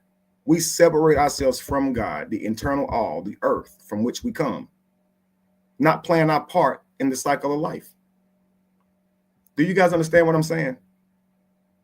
So in my tribe, on my land, we won't do the burials how you do them today. We'll be buried as trees. Small little veil over you at the bottom of a tree, and your life source energy will go to the tree, and all the fruit that's bare will be in your memory. No gravestones, no caskets, no separation from God, but in harmony with God, contributing to God just as you were when you were alive. What happens when we die? We become life for everything around us. We should be doing that. You were given this body, give it back. So what if everything that you were practicing was wrong? but you thought it was right because you never questioned it. Are we hearing the voice of God? Does it feel right when we bury our loved ones the way we do? How many of you often say when that casket scrolling down or rolling down, when that casket closed, it's the worst experience in the world because it ain't right. Funerals are so sad because the way we are practicing them, it just spells doom. Everything is separate, seeing them closed off. Seeing a tree sprout from where they once were would be something that would bring you joy, but seeing a stone reminding you of their death date could bring you sorrow. Do you guys understand what I'm saying? From the fruit of those trees, you could feed people. You could be fed. From a tombstone, what benefit does it have to society, to the world around you? And the reason that we're so cursed, the reason is that there's not fruit trees everywhere, is because we are denying our sacrifice back to God. Ain't that simple? Don't God demand a sacrifice? Isn't your own sacrifice the greatest to God? But when you die, you separate your body from it. What's my take on cremation? Energy doesn't die, it only transforms. So cremation is cremation. That'll never change. But burying our loved ones away from, the earth is crazy. Like ashes put in the ground still provides nutrients to the ground. Ashes spread in the ocean still provides nutrients to the ocean. So although it's ashes, it's still beneficial to the universe. But separating yourself from God is not right. Another thing, we go to churches and we call that the house of God. I do ground. Yes, ma'am, real baby. A church is called the house of God, but it's made of dead wood. A tree is just called a forest, but everything is alive. We call it holy ground on a church.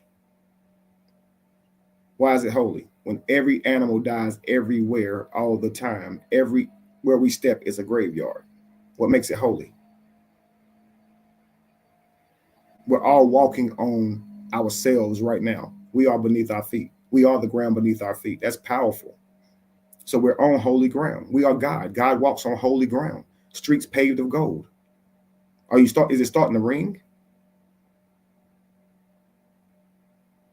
The riddle I've understood a long time ago. The Bible, every holy book is a riddle, and it all points back to you. Let's continue. I need to rewrite my stuff.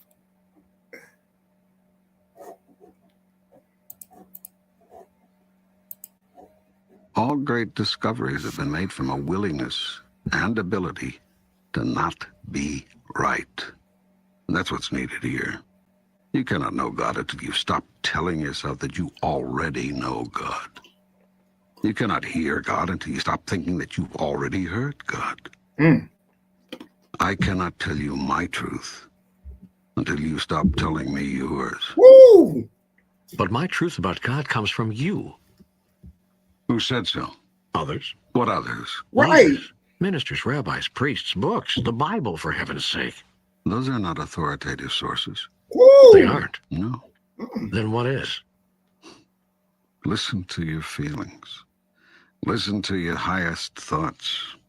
Listen to your experience. Whenever any of these differ from what you've been told by your teachers or read in your books, forget the words. Words are the least reliable purveyor of truth.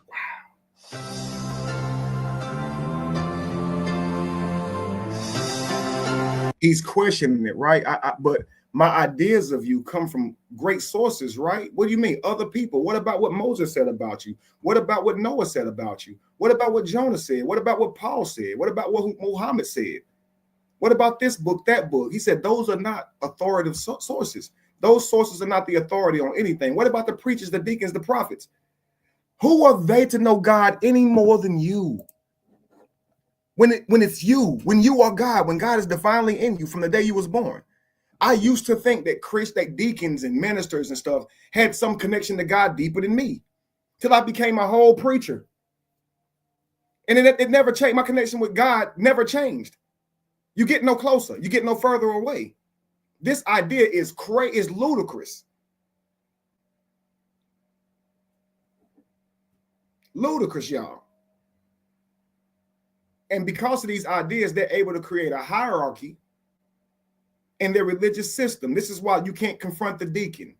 This is why the prophet, you must believe him. This is why the preacher is over you. And you got to believe what they say about God. Thus saith the Lord. If they tell you you should quit your job, if they tell you you should give this amount of money, you really think God will use them to tell you something when God is in you? What sense does that make? What sense does that make?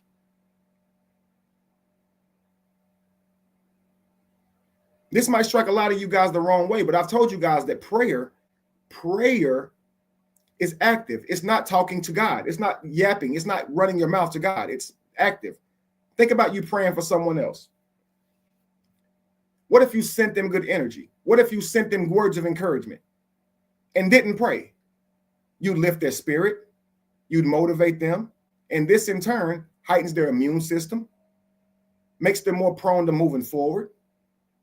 That comfort that you send them in that moment that you could be giving them instead of praying on your knees to God could be given directly to the source and help them over their problem and their dilemma. This is why in African culture, it takes a village. We all run to the person that's hurt and we heal them. We don't tell them they're responsible for forgiving. We go to heal them. Just like I would if you were physically injured. I can't tell you to heal. Sometimes you're too injured to heal yourself. Sometimes I got to start with the process. Broke the bone, fix the bone, stop the bleeding. You may not be able to do this right now. It may be too bad. Sometimes emotionally it's the same way, and it takes a village.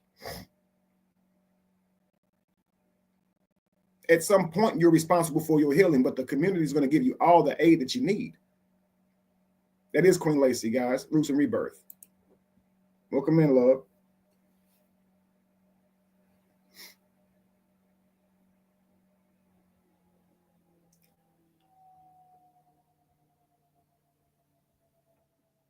What was I saying? Do you remember? I'm going to hate that slipped my mind.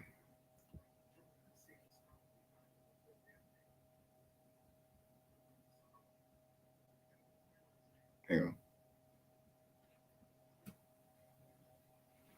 Let's go to current and then just go back some.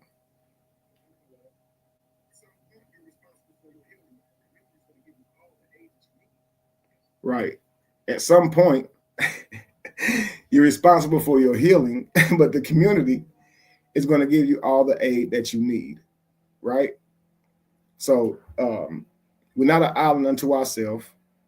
And so us giving our energy to that person is what we should be doing. Like I said, if you stub your toe, which is the least of you, your whole body going to run to your toe, your hands, your feet, your mouth, if you could.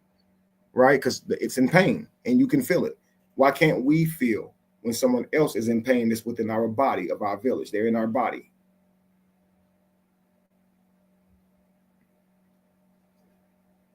But okay, back to praying.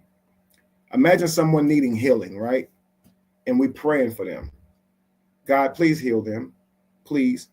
And we've been taught to do that. And we've been taught that has a positive effect. Praying on our knees in our bedrooms helps to heal someone actively in their body.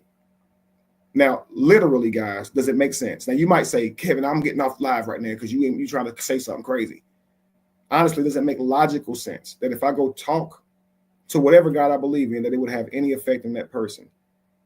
Think about the God that you might, the God that it said, this thing said, God is your true feelings. Your true feelings. Acknowledge them, okay? Does it make more sense that God inside of you, the God that you're divinely connected to, not a God in a book, does it make more sense that God would listen to your prayer alone, and that's all that would matter, is your request to God, and not require what anybody else has to say? Or does it make more sense that God requires corporate prayer in order to do something for you? Which one makes more sense? One or two? Does it make more sense that what God gives you, how God heals you, how God blesses you, would it make more sense that that's based on your communication with God alone and nobody else? Or does it make more sense that corporate prayer should help you unlock your dreams, your healing, or whatever the case may be?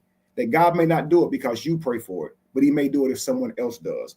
Which one makes more sense for God, the one that's inside of you, the feelings that's inside of you, your true feelings? Would God honor your prayer, or would God need to hear from someone else to honor your prayer? One or two. I just want to know what you guys think, not what the Bible says, but what you guys think. I know the Bible says, be an intercessory prayer and pray for people, and your prayer for someone else should heal them. But I'm telling you that just consider, what if a person's healing is their own responsibility? What if they have to eat right, pull away from the things that they have been allowing themselves, putting into their bodies? If they're smoking, stop smoking, cutting off bad habits, getting the right amount of rest. Start there. And your healing is behind that, right? I mean, or do you think it's more of people praying for it, for you, on your behalf? And I'm asking you, what have you seen to be true in your reality that lines up with reality? 111.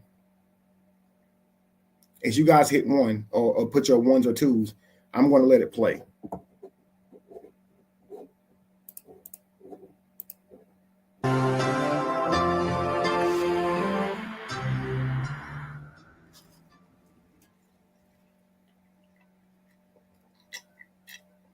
There is so much I want to say to you, so much I want to ask. I don't know where to begin. For instance, why is it that you do not reveal yourself? If there really is a God and you're it, why do you not reveal yourself in a way we can all understand? I have done so over and over. I'm doing so again right now. This is what I say. How can God not reveal itself? How can it not? When is it stopped? So when people say, why don't God reveal itself? The very sheer fact that you have experienced is God. The sheer fact that we can sit here and question all of this and do this thinking and have a reality in and of itself is God, y'all. And we've reduced that to being a person that created the universe. It is existence in and of itself. It is awareness in and of itself.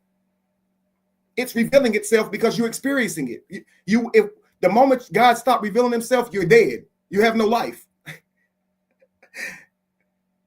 And even then, you still become an act of God. Your body still becomes a universe.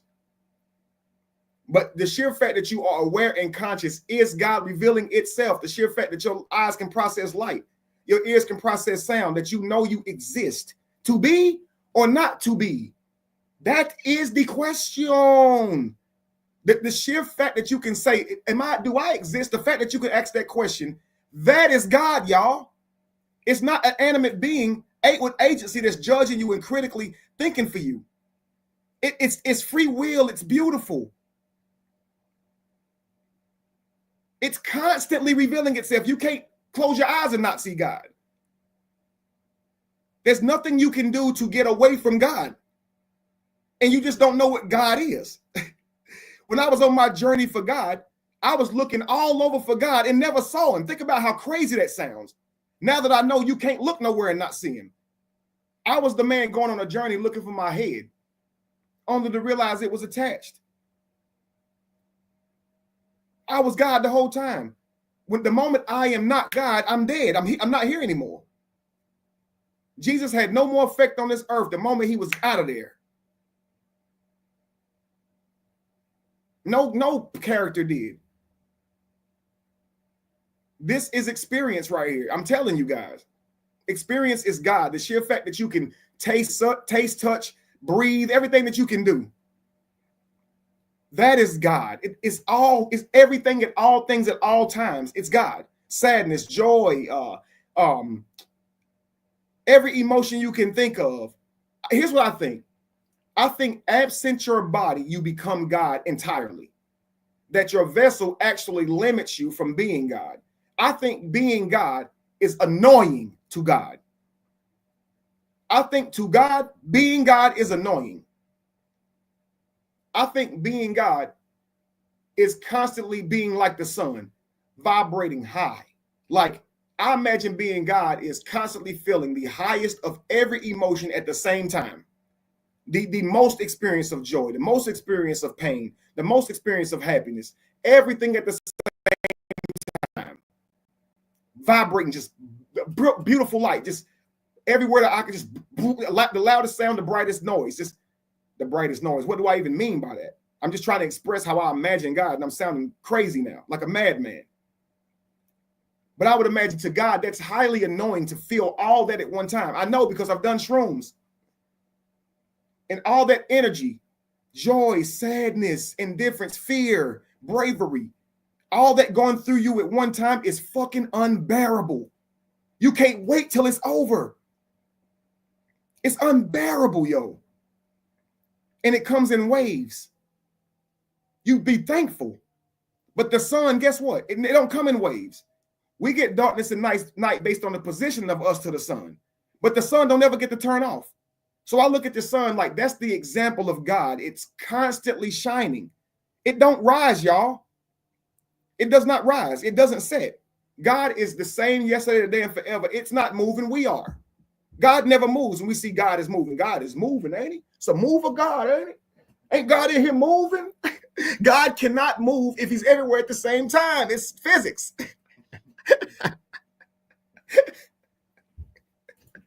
God is moving, ain't he? The sun is rising. The sun is setting. You're moving. You are. Like the ocean. When the shore comes in on the ocean, right? The ocean is not moving up on the ocean.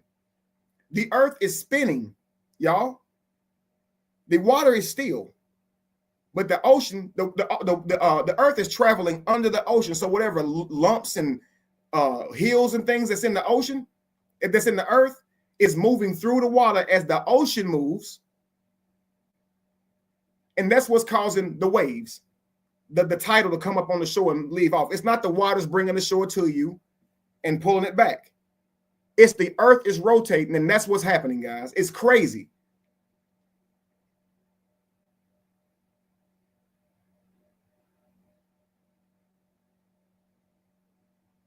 What was I saying again? I love it.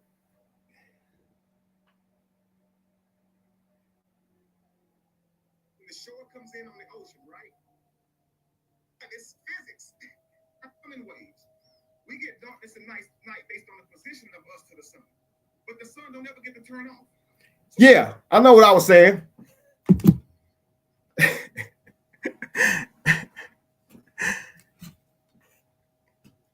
I think God is the highest vibration, the most feelings on the highest feelings on everything. And when we get a body, we're able to channel that energy and feel one at a time. And I think God is kind of having relief when he's a human. I think when God, he or she becomes a human, it's like relief. It's like, whew, I lose the power. I lose the ability to create and do all the things. And I lose the all-knowingness. But boy, doesn't it feel good sometimes to not know everything and not know the whole future and everything before it happens, and to be able to live in hope again and the longing again, or even suffering again, or looking forward to something that may not come true, and failure and sadness and joy one at a time, though. Because what we understand when we're God is we're always every emotion. We're always happy. We're always sad. We're always every emotion. If you think about it, you can channel it. You are every emotion. So just like you might be mad about something right now, if you think about it, you're also very happy about something if you think about it. One time, my sister that passed away, she was rolling the window up when she had parked in the yard, right? And Justice had his head out the window, and she rolled the window up, not looking back there, and he was being choked, right? And when she got out the car, she saw him. And it was like he couldn't breathe. It was like he was passing out. And she got back in the car, rolled the window down, and called me, right? We was probably an hour away. We got there in 20 minutes. By the time we got there, he was coughing real bad and stuff like that. I think we met him at the hospital. I said, take him straight to the hospital. And so let's just say, of course, he survived that with some bruising and stuff like that. But when I'm sad, I often think about that, something like that, right? And I'm like, I'm glad I still got my son. You see what I'm saying? I'm always happy about that, always. And so sometimes you have to channel your joy. And sometimes it means, as you are a time machine, as God can go back in time, you can think back on something that once brought you joy. You understand? And so you kind of can channel all that. And so I just feel like when we're in a vessel, we're in our bodies, we experience a whole lot less emotion and stuff than we do when we're God. So the moment you die, I believe you go back to feeling every emotion at the same time. Unimaginable. Because you got to think being God must feel like something. It can't just be no normal feeling. Because it's just like if you ever tapped into your gift, there is a certain like vibration inside of you. There's a certain level of awareness, a certain peaking of your spirit or something that happens. It's a fire inside of you in the moment that you tap in, the moment that you become a Super Saiyan. I know that's crazy words to y'all. But I'm trying to get you, if you sing, if you make music, if you write, you know what it feels like when you tap in. There's a different feeling inside of you. There's something happening. And we all know that. Some of us, I don't know, Eminem said, there's a certain feeling you get when you reel and you spit and people are feeling your shit. This is your moment. And every single minute you spit and try to hold on to it because you may never get it again. So while you're in it, try to get as much shit as you can, because when your run is over, just admit when it's in, it's in. Bars. Just admit when it's in, it's in. You can't control it. It's unreal. It's like magic. Music is like magic. There's a certain feeling you get when you reel and you spit and people are feeling your shit. This is your moment. And every single minute you spit and try to hold on to it because you may never get it again. So while you're in it, try to get as much shit as you can. Because when your run is over, just admit when it's in, it's in. Because I'm at my list when it comes to, hang on, but I'm at the end of my list. I forgot the shit. Here's my list. Here's the order of a list that it's in. It goes Reggie, Jay-Z, Tupac, and Biggie, Andre from Outkast, Jay the Corrupt, Nas, and then me. But in this industry, I'm the cause of a lot of envy. So when I'm not put on this list, this shit does not offend me. That's why you see me walk around like nothing's bothering me, even though half you people got a fucking problem with me. You hate it, but you know respect you got to get me. The Princess with dreams like Bobby and Whitney. Nate hit me. Eminem, nice. I don't care what nobody say. And the only reason we can speculate on that is because he unraveled his gift. If he didn't spin his web, we wouldn't be talking about it. Let's be real. So whether you think he whack or the greatest rapper of all time, we wouldn't even be able to say that. And even Eminem got people who say he whack. People used to say, man, they crucified Jesus, yo. Don't feel bad when nobody talk about you. I'll be saying, bro, niggas say Eminem whack. I get it. They did Jesus dirty. They did. But in my lifetime, nigga, if niggas say Eminem whack, don't worry about it, bro. You can't please them all. Let's be. I mean, come on now, bro. Am I lying? He glazing Eminem.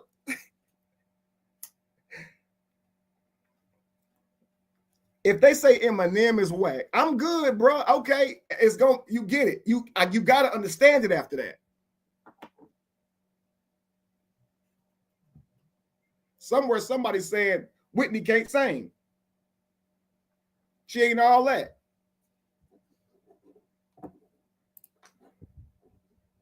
Let's continue. We're gonna go a few more, and then we'll be done with this session. We way early in. Let's go. We're only 15 minutes into this video. There's so much power that came from this. No, I mean by a method of revelation that is incontrovertible, that cannot be denied. Such as? Such as appearing right now before my eyes. I am doing so right now. Where? Everywhere you look. No. Real sad. Tell me when, King. Tell me when. No, I mean in an incontrovertible way. What way would that be? In what form or shape would you have me appear? In the form or shape you actually have. That would be impossible. Impossible. For Listen. I have no form or shape you understand. I'm the ocean. I could adopt a form or shape that you could understand. But then everyone would assume that what they have seen is the one. See? Look, if God revealed himself in some form, you'll think that's the form of God. And you'll tell people he came to me in the form of light. And now everybody believes that God is a form of light. He came to you in the form of light. That message was for you. And you messed up by going and telling it to everybody else. Now you ruined everybody's idea of God. That conversation was with you. It wasn't with nobody else. Everybody don't see God as light. God may come to them as their daughter that passed on. God may come to them as a daughter before they ever have them. God may speak to you through anything. You could watch the X-Men and God could give you a message, because it's everywhere at the same time, always speaking. So why would I reveal myself in a form if it only blind you to the idea that I only exist in that form? Now, if I show up in a different form, you'll deny me as being God. So why would I ever show up as Buddha or Rastafari or Jesus? Why would I ever do that? You would think I have to be Jesus to be God. So when you see God represented in your neighbor, in your brother or sister, in your friend, you would deny me because he ain't got a beard. Yo, just think about this. You ain't no Martin Luther King. You ain't no, how you know? You haven't seen their future manifest. They may be even greater, but there's no such thing. But who are you to deny that anybody is anybody? You don't know because you don't even know you. You should be busy spinning your web. Or he's not white, right? Come on, y'all. I'm talking. Let's go. Only form and shape of God, rather than a form or shape of God, one of many. People believe I am what they see me as, rather than what they do not see. But I am the great unseen. Not what I cause myself to be in any particular moment. In a sense, I am what I am not. It is from the am-notness that I come, and to it I always return. Yet when I come in one particular form or another, a form in which I think people can understand me, people assign me that form forevermore. And should I come in any other form to any other people, the first say I did not appear to the second, because I did not look to the second as I did to the first, nor say the same things. So how could it have been me? You see, then it matters not in what form or in what manner I reveal myself. Whatever manner I choose and whatever form I take, none will be incontrovertible. But if you did something that would evidence the truth of who you are beyond doubt or question, there are still those who would say it is of the devil, or simply someone's imagination, or any cause other than me. If I revealed myself as God Almighty, King of heaven and earth, and moved mountains to prove it, there are those who would say, it must have been Satan. And such is as it should be. For God does not reveal God's self to God's self from or through outward observation, but through inward experience. And when inward experience has revealed God's self, outward observation is not necessary. Absolutely. And if outward observation is necessary, inward experience is not possible. If then revelation is requested, it cannot be had. For the act of asking is a statement that it is not there, that nothing of God is now being revealed. Such a statement produces the experience. For your thought about something is creative and your word is productive, and your thought and your word together are magnificently effective in giving birth to your reality. Therefore shall you experience that God is not now revealed, for if God were, you would not ask God to be. does that mean I cannot ask for anything I want? Are you saying that praying for something actually pushes it away from us? This is a question which has been asked through the ages, and has been answered whenever it has been asked. Yet you have not heard the answer, or will not believe it. The question is answered again in today's terms and today's language, thusly. You will not have that for which you ask, nor can you have anything you want. This is because your very request is a statement of lack. Bam! Guys, please understand what he's saying, okay? When you say, I won't, you are making a testimony of something that is current in your reality. When you speak, you are professing a reality. You are currently manifesting. Your mouth is an oracle. Watch what you say. So when you say, I want something, the reality you just created is that where you want something. So you're not supposed to say, I want it, because you only create the reality in which where you want it. Does that make sense? So you instead say, I have this. So that's called an affirmation. And then that's the first step to manifestation is instead of saying, I want, you say, I have. Because thou shalt not want. Because wanting creates the state of wanting. So you don't want to want, right? You want to have. And I hate to say want right there. So again, the first step is affirmations, claiming it. I have it. But then when you get even better at affirmations or at manifestation, you learn your mouth only gets in the way. All that's required is that you do. That's it. All you have to do is do it. There's no requirement of a prayer, of a request at all. Thank you, brother. The problem is we talk too much. We talk too much. Why would God give you your heart's desire? How would that make you grow? How would running around a church 10 times make God give you a car over someone who's actually working their butt off to get one? Why would that be a good God? That would be a crippling God. I'm aiming to keep you weak by blessing you, and you never have to manifest the skills and the discipline to get what you want. Be careful what you say. I want creates the state of wanting. I have is an affirmation. Doing makes it happen. You don't need to say anything. You can just do it.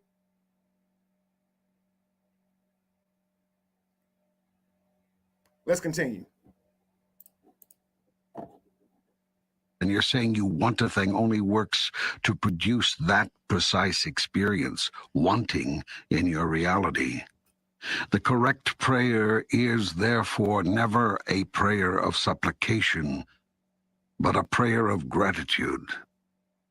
When you thank God in advance for that which you choose to experience in your reality, you in effect acknowledge that it is there, in effect. Thankfulness is thus the most powerful statement to God, an affirmation that even before you ask, I have answered. Therefore, never supplicate, appreciate. But what if So before you ask, I have answered. Therefore, never supplicate, meaning don't ask. Before you ask, I've answered. So why ask? Think about this. If God knows your prayer before you pray it, why would God want to waste his time hearing you? Do you like wasting your time when you know what a motherfucker about to say? That's how I know I'm God. I can't stand waiting for you to finish that shit. Because I know what you about to say. Why would I want to hear it? Imagine God doing this with everybody. That's how I know he bald, because he would have pulled his hair out a long time ago. I don't want to hear all that.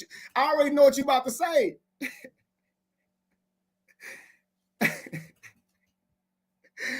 You just got to do it, man. You're wasting time talking.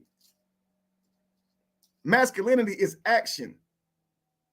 Get rid of the talking unless talking is your skill, unless talking is your liberation of others. That's when you're doing when talking is your skill set. If you're being paid to talk, talk. But if you're not being paid to talk, shut up and do it. And only then will your dreams come true. Some of y'all never get this because you're lazy and you'll never actually see it working. But I'm going to tell you this. He said, get rid of asking, supplication, and replace that with gratitude. Here's how that happens. This is how I know God is good, right? Because you're born in a body that you can't escape. And that body is your messenger. It actually teaches you when you ain't trying to learn, right? So you got this body you connected to. You can't help it. So you know life is linked to experience, because when you touch a stove, it's hot. And you don't need a word to tell you the stove is hot, right? You just don't have to touch it again. You know that. It's you get it because your genetics tell you, your nerves tell you there's a sensation that travels through your finger to your brain, and you know never to touch that again. Nobody ever has to say it is hot. You don't even need the words, family. They're trying to warn you. So we have this language that we use. So I can use this language to try and warn you, but I know you'll get the message one way or the other. I just don't want you to be burned. So I warn my child it's hot. But I know they only got to touch it once. You only got to touch it once. And that's reality. That's true lessons, y'all. That's the tough lesson. So you learning this by life. You got this human body. You can't escape it. People hurt your feelings. You ain't even have to touch it. So you can't escape it. So I love that you have this human body. So let's say you start with your human body, right? Start working out. Practice this gratitude thing. While you're working out, be grateful for strength. Yeah, be grateful for strength. Be grateful for good health, that you can get up and do it again. Be grateful for resilience, that even though you're sore, you're going to go anyway. Be grateful for the ability to be able to get up and go do this, because some people can't walk. Now, listen, what this does is, Kevin, why would that make my life happen faster? Here's why. Manifestation happens from being in a high vibrational state, meaning being happy or joyful. The goal for us to manifest is to stay in a happy place. We have to be happy in order to create and manifest. That's when we're our most powerful. Okay. While sadness and all these things are useful tools in understanding the world around us, we don't create effectively from sorrow. The goal is to be in a joyous place. So if you are operating in jealousy, when you see someone who is blessed, if you hate on them, your disdain for what you just saw tells the universe you don't want to be blessed, because when you saw someone who was blessed, you got mad. So what your emotions are communication to God, and you're telling God, I don't like seeing wealth. But if you got happy when you saw that person with wealth, oh, I can't wait. I know my day's coming. My day's here. I have that right now. I'm claiming that. I'm seeing that because that is God telling me I'm going to have it. That's why I'm seeing all this wealth come across my timeline. And if I'm turning that into joy every time I see that, I'm inviting God to manifest my reality, because I'm saying when I see money, I get happy. When I see success, I get happy. What if you see your enemy get successful? Well, that's how God plays tricks on you. That's how the world is a test. God will absolutely show you somebody you don't like with success. That's the whole point of it. That's why God or Buddha is always laughing. God don't do nothing but play jokes. You say you want to be successful. What God is going to do is show you somebody who you don't like being successful. Because if you truly like success, you won't care who has it. You'll still want it, and you'll get joy from it every time you see it, because success is what you want. You got blinded. You saw the person with the success and got mad when you saw it. And so God is saying you don't want no success, because you would be blinded by the success. When you see the success, you would be happy every time you saw it. If he can do it, I know I can.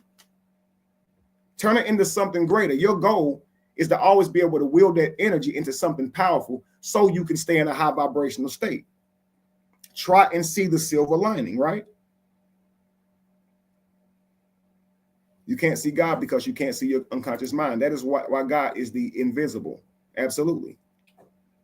That's why I say the true you is behind your eyes. You will never actually see you.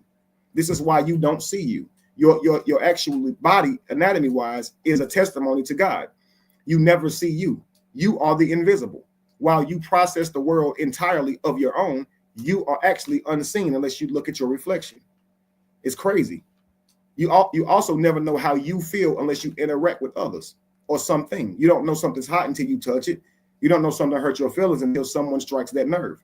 We truly need each other. And this is why God exists in everyone, so God can truly be knowledgeable. Who would God be if he didn't understand every experience at the same time as you do? Let's continue. If I am grateful to God in advance for something and it never shows up, that could lead to disillusionment and bitterness. Gratitude cannot be used as a tool with which to manipulate God, a device with which to fool the universe. You cannot lie to yourself. Your mind knows the truth of your thoughts. Thanks. You are saying, thank you, God, for such and such, all the while being very clear that it isn't there in your present reality. You can't expect God to be less clear than you, and so produce it for you. God knows what you know. What he's saying, guys, is gratitude don't just look like saying I'm thankful for, right? It looks like action. If I'm grateful for this body that can move, because everybody don't get one, I will get my butt up and go to the gym. If I'm grateful for resilience, I'm going to get my butt up and go to the gym. If I'm grateful for my health, I'm going to get my butt up and go to the gym. For one day, I may be unhealthy and regret the day that I was healthy and didn't go to the gym. So take advantage of the body you have now. And if you're not doing that, you are not grateful. You are not grateful if you're not using your body, not using the very strength that you have. I've been sick before. I've been down before. I've had several surgeries that I thought I was going to lose my life on. I've had to recover, even learn how to eat again. I've been there to where I questioned my whole life. It made me re-question everything. And I was grateful for my health. I will never be as strong as I once was because I don't have a stomach. I now know that I took my strength that I had for advantage. Boy, if I could ever be that strong again, I always say. But I took advantage of it. I wasn't really that grateful for it when I had it. I didn't know then what I know now. But you will not always be strong. I'm telling you, you won't. That's why they say work while it is day, because when night comes, no man can work. You're going to look back and you're not going to have the strength to be able to do all those dreams that came to your mind. I'm telling you. You got to get up today and start being grateful for having an opportunity. If you wake up and say, God, I'm grateful for this day, that don't look like saying that. It looks like exercising your dream. So I encourage you guys, based on what you guys have learned today, create a vision board. Seriously, write down your plans to reach your goals. And if you wake up tomorrow and you're truly grateful for the day that God has given you, do something to get closer to your dreams. Seriously, figure out what your web is. Figure out how you're supposed to chase your gazelle. Figure out what God put into you to be able to access your treasure. I'm telling you. And each day that you're truly grateful for it, put that action to work. Don't open your mouth. Do something positive. Do something amazing. Exercise your gift and see if your life begin to open. Let's test this out. Let's see if this works. Let's see if God is truly real in this way, that if we truly stay in a joyful place, practice mindfulness, and put forth true intention to better ourselves and get closer to our goals every day, would God truly bless us with what is for us already? Because as he says here, I've already answered the question. It's already been answered. You don't have to ask. You just have to make your journey there. For example, if you're taking a trip, right? You can plan the flight, right? You can book the ticket, but there's a process of you actually getting there, right? Now, you know you're going to be in Texas tomorrow or in Indiana tomorrow or wherever the case may be, but there's a part of it that's on you to be able to make that happen, right? So think about this. The same thing lies with your dreams. You know you want to be something. You know who you're supposed to be down the road, okay? But if you don't get up, get dressed, and get to the airport, if you don't get up and get started on whatever that dream looks like, plan by plan, step by step, you ain't going to make the airport, baby. You ain't going to make the flight. You ain't going to make your destination. I don't know how to put it any plainer. Let's continue for just maybe 5 more minutes, 10 more minutes. And what you know is what appears as your reality. But how then can I be truly grateful for something I know is not there? Faith. If you have but the faith of a mustard seed, you shall move mountains. You come to know it is there because I said it is there. Because I said that even before you ask, I shall have answered. Because I said and have said to you in every conceivable way, through every teacher you can name, that whatsoever you shall choose, choosing it in my name, so shall it be. Yet so many people say that their prayers have gone unanswered. No prayer, and a prayer is nothing more than a fervent statement of what is so, goes unanswered. Every prayer, every thought, every statement, every feeling is creative. To the degree that it is fervently held as truth, to that degree will it be made manifest in your experience. When it is said, listen, I don't want y'all to call this guy talking a manipulator because he's using words you can't understand. So I'm going to run it back, okay?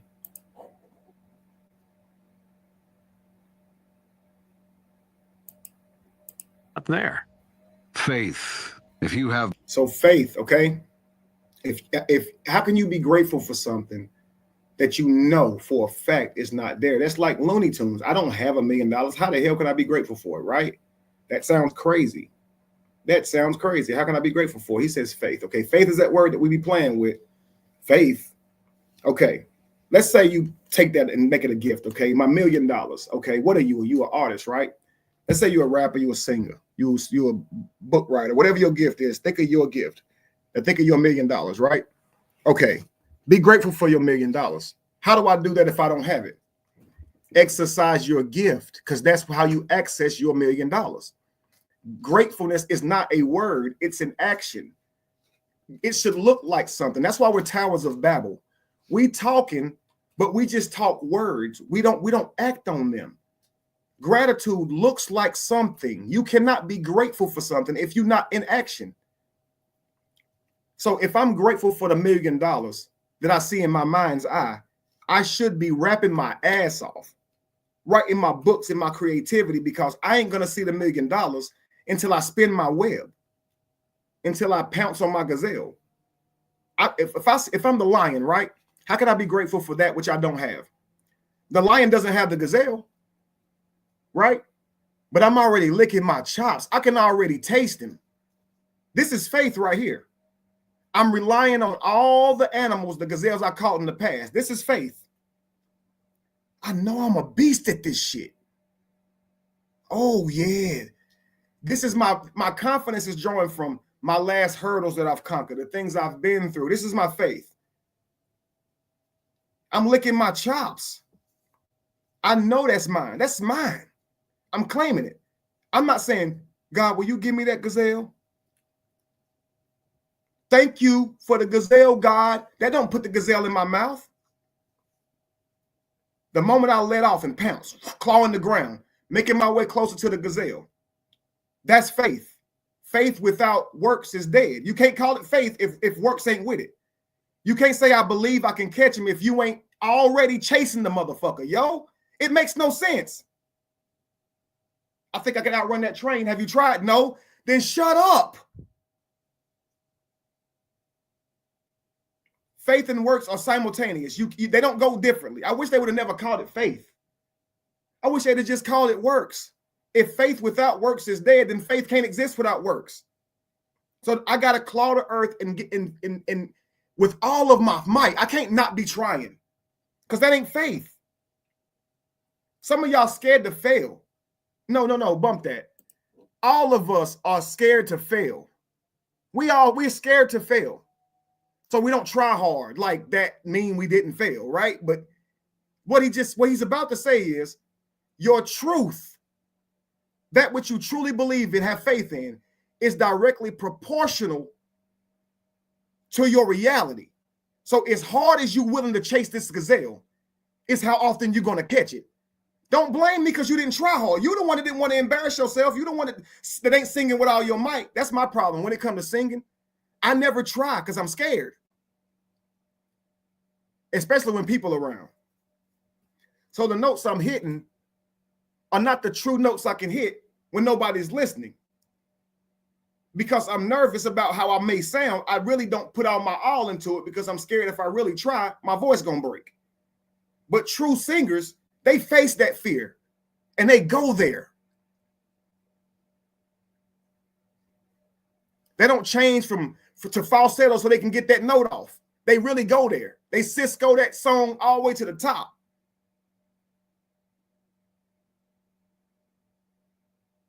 And that's what makes these guys special. They sing in such a way that's out of this freaking world, man.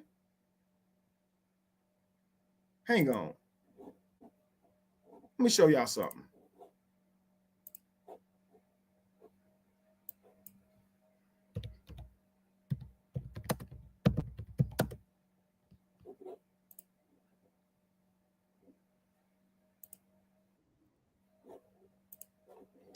I don't know if you guys ever heard of Rance Allen, one of my favorite singers of all time. Well, this ain't Rance Allen, okay? Rance Allen has passed on. We'll never see this God again. He's gone forever. The only reason we can access him is because we have technology. We can still listen to him, right? But his sound, it lives on, man. And without him, it wouldn't even be people imitating him, okay? This guy's going to sing like Rance Allen. And I want you to understand something. Rance Allen did all of what this dude does, okay? And if Rance didn't sing his heart out, if Rance didn't do it how he did it, Rance would not be known. He'd be a normal singer, okay? Y'all about to hear something that's mind-blowing, okay? And this ain't even Rance Allen, okay? But just check this out. You've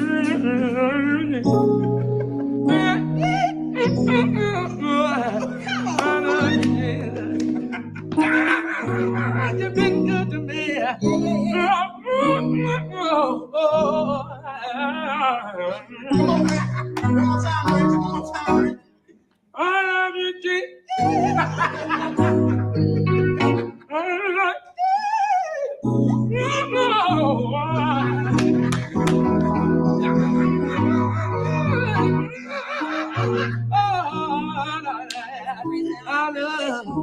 I love you, Jesus. I love you, Jesus. Said it took life, shut up in my bones. When the Holy Ghost get the moving, oh yeah, and it just won't leave me alone. I got something, yeah. So good about the name of Jesus. Oh, something about the name of Jesus. It is the sweetest name. It is the sweetest name. I know. And I gotta be on it.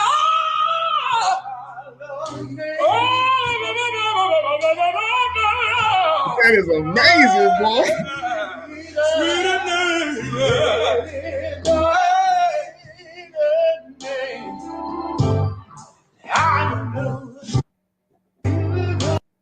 Man, you can't tell me.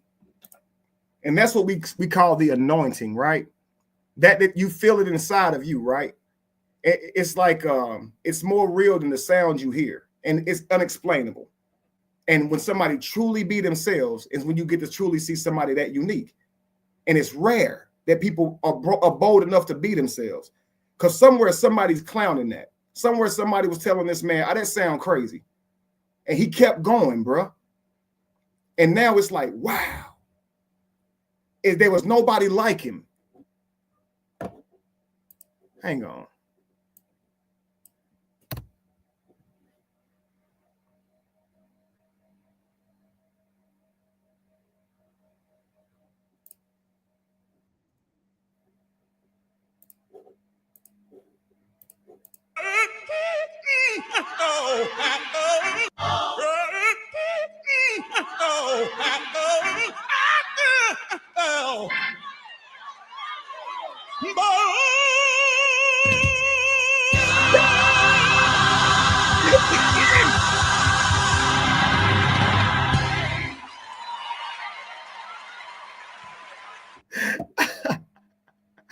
The boy is bad, y'all.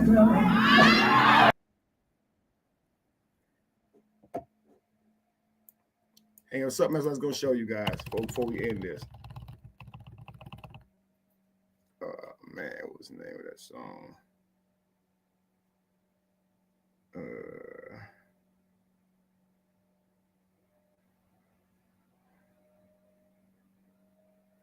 Hang on.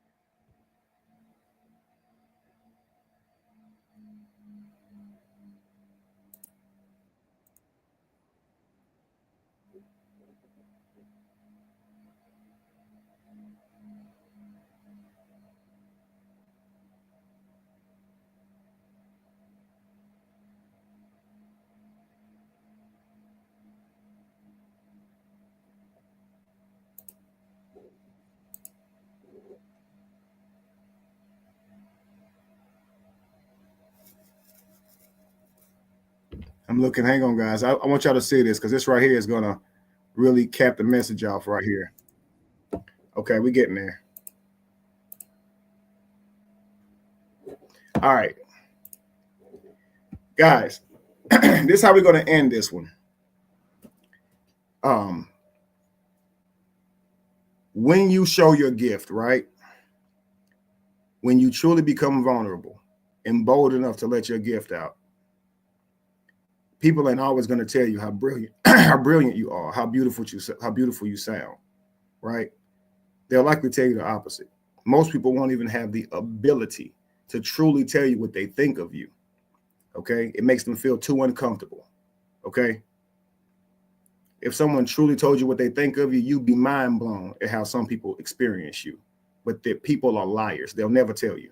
So you can't look for your validation to come from them. You have to look at your effect you have on the world, not what people tell you, because they will lie to you. They can see something so clearly, hear something so profoundly, and they will pretend like they didn't just hear that because it makes them feel uncomfortable that they're not the one that said it or did it. They'll deny God right in front of their face. This is a good example of what you're about to see. It don't happen purposefully, but just I want you guys to see this.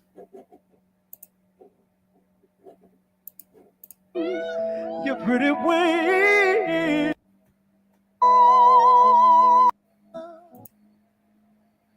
Pretty wings. So these two right here are singing a song, right? Pretty Wings. They're kind of duetting it out. I don't think they know how the song is going to go, who's leading and who's not. And so he kind of just wins it by the little friendly competition that they have. But as he sings, this guy right here sings here at the end here. He's going to blow this guy's mind right here. You can tell everybody's blown away by the sound that comes out of this guy. It's unreal, y'all. Okay. And you can tell that there's more. He wants to do more and say more. And if this guy right here goes off of how people reacted, he'll never know how actually amazing he sounded. Now, the thing about your gift is you don't get to experience it. So while you're singing it, you don't get to hear it like everybody else. When you're rapping your song, you had to take time to write it and stuff. You don't really get to hear it like everybody else does, right? The movie that you wrote, the book you wrote, you don't get to experience your gift in real time like everyone else does, right? So you kind of don't get to truly experience your gift. So there's no real measurement that you get to see how good you are based on their opinions, because they ain't going to tell you the truth. You understand? So, and this is, like I said, this is a good example. Let's get into it. Watch this.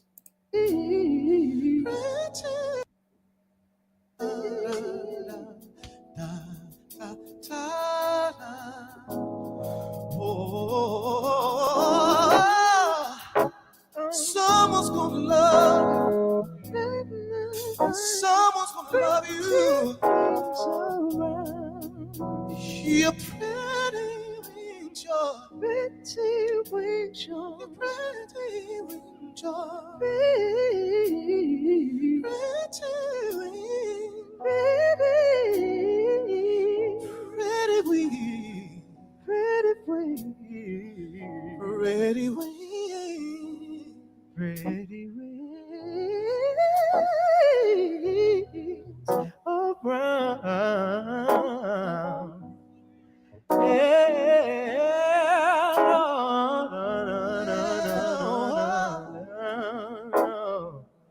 Your love set your pretty wings around.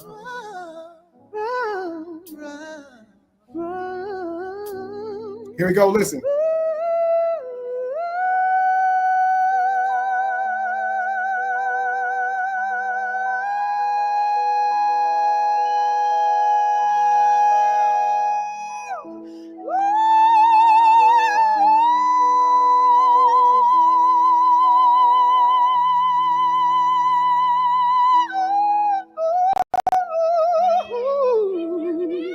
Your pretty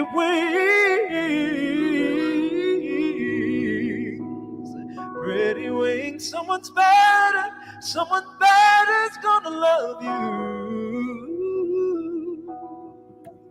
Your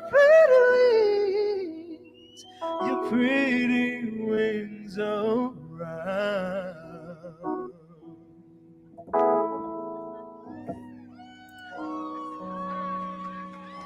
Yeah. Now look, I'm gonna go back. I want you to see this. When it's effortless like this, it make you feel like you can do it.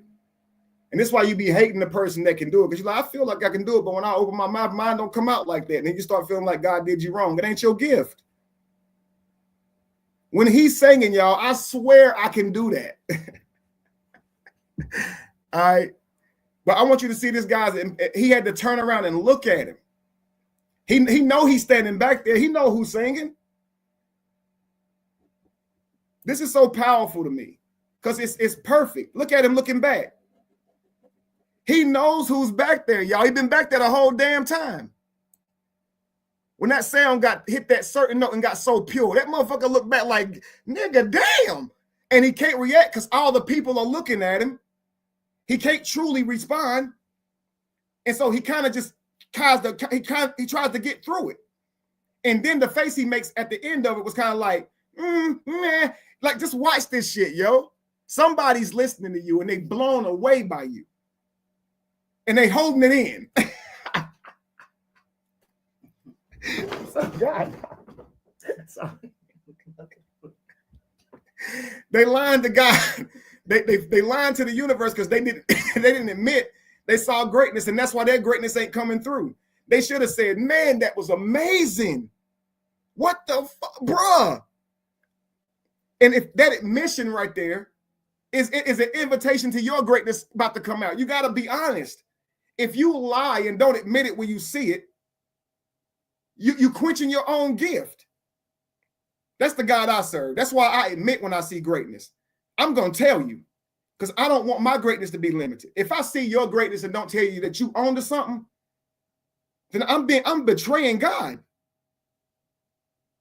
If I thought you was doing something wrong, I'd tell you.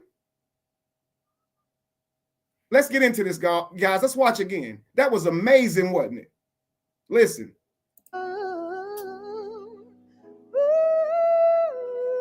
Watch.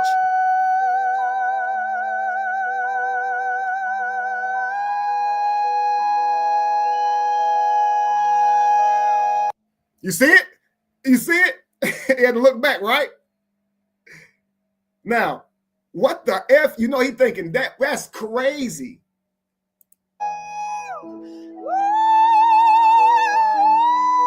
Listen, he's looking out, but he's not looking at nobody. He's in his head. That's what your greatness does to people. It takes them to a place.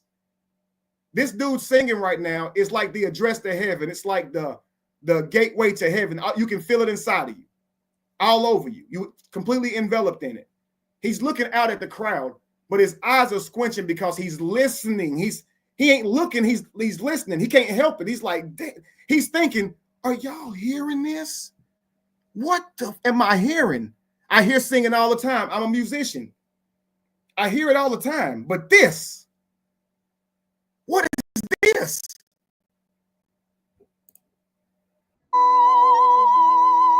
Eyebrows go up. Look, this is gratefulness right here. This is like that. It's like a sadness, joy, a pure form of like, what the?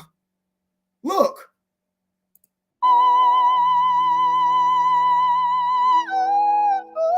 You see that right there? That's the lie. That right there was the lie. The little shake right there. That is not what you just experienced. He just tasted the greatest soup he probably ever experienced. He had to look back. Look at this face. What is this? What is I'm getting? And then once he tasted it, he didn't go, that's amazing. He went, it's okay. You liar. You liar. If I was a chef, I wouldn't give you another bite.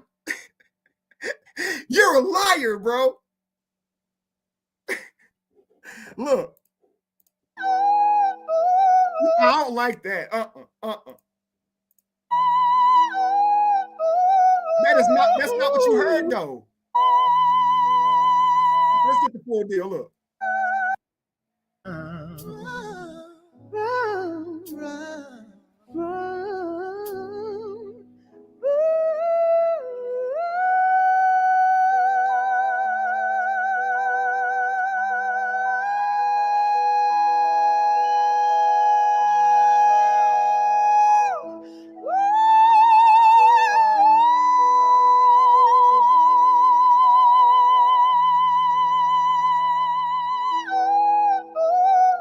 Come on, bro. And right here, he's trying to keep himself busy. The twirling of the sticks, he's keeping himself busy, yo. He's really keeping himself busy because he's like, he can't contain himself. If he really want to get up right now and punch dude in the chest like we just won a Super Bowl. Like, damn, nigga, that's a bar. Like, that's crazy. But he really can't react. Why? We see you. We heard it too. We all heard it. This is why you got to be grateful for technology, because you would have had to been there to be able to access this man's gift at this moment. This ain't even his normal sound, y'all. That's just a note he hit. Let's go.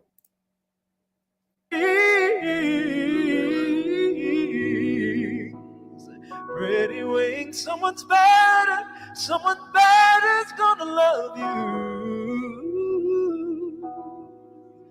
Your pretty wings around.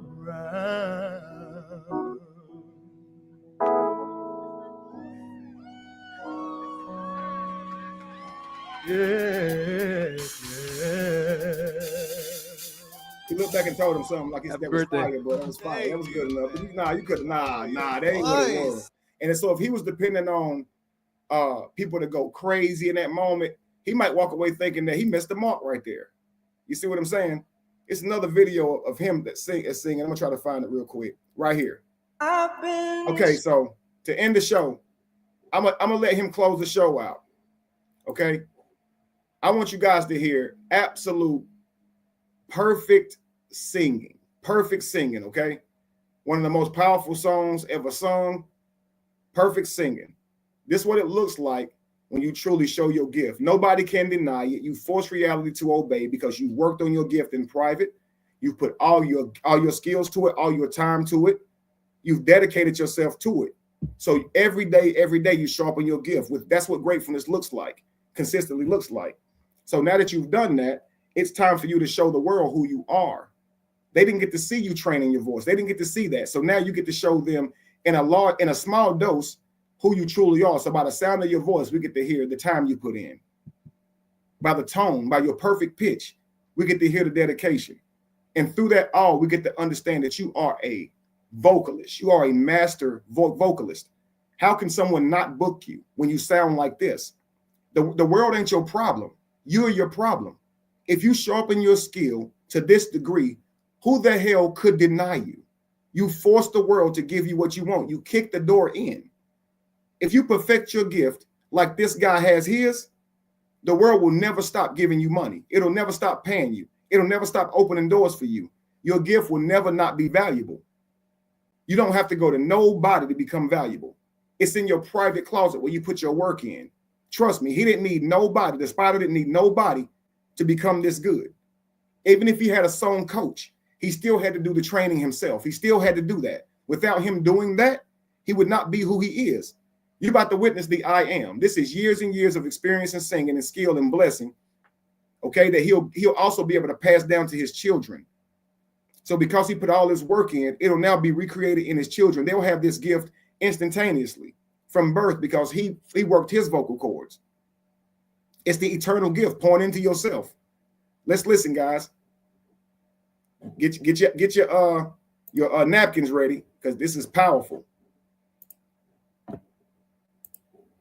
I've been so many places in my life and time. I've sung a lot of songs and I've made some bad rhymes. I've acted out my life in stages with 10,000 people watching, but we're alone now, and I'm singing this song to you. I know your image of me is what I hope to be. I treated you unkindly, darling, can't you see? There's no one more important to me. Baby, can't you see through me? We're alone now, and I'm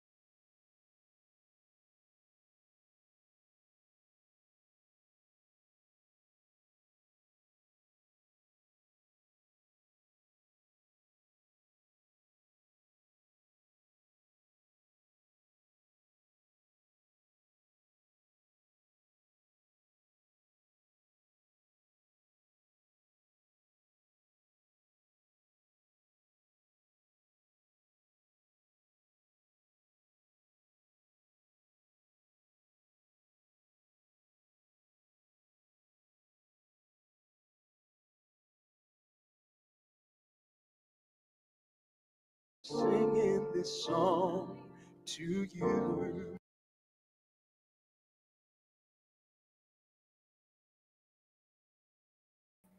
Guys, my bad. I'm sitting here talking to y'all the whole time. Here's what I was saying, guys. There's a sound in his head, right, that he wants to get across to the audience. And you singers know this.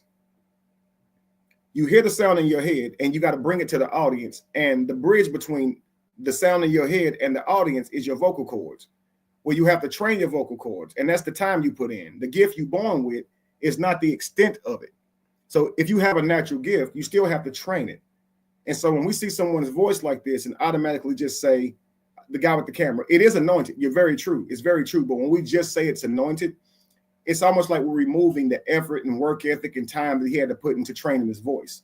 Because in order to be able to get the voice out the way he wants to, he has to train his voice. Okay.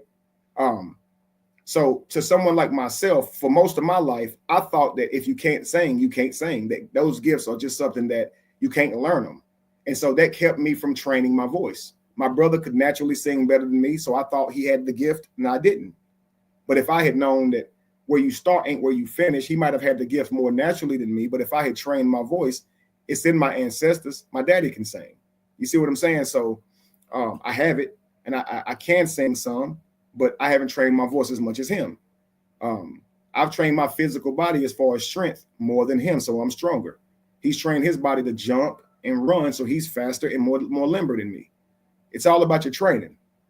But if you believe that gifts just are gifts the way they are, you might not try. So this guy he didn't just drop out of the sky with these gifts. So again, the only reason he's able to give you this greatness is because he's put time in. And again, listen to the perfect pitch. This is the same guy from last time who had the high pitched voice in Pretty Wings. But listen at him here. This guy can go, y'all. Let's continue. I'm not going to stop it again. I just want to keep you guys in mind that this is manifestation in action. In order for him to be able to give you this song the way he's given it to you, with this perfect pitch and tone and voice and notes, he had to have trained his voice. He probably could hear the sound already early in his mind, how he wanted it to sound. The mind is amazing. Time doesn't exist in your mind. So you can hear yourself in the future sounding your best. You have to train your body to get to that. Like I can envision myself bench pressing 1,000 pounds. But in reality, time exists. So in order for me to get there, my work ethic has to be directly proportional to getting there. So I got to lift heavy weight. I can't play with it. Let's continue.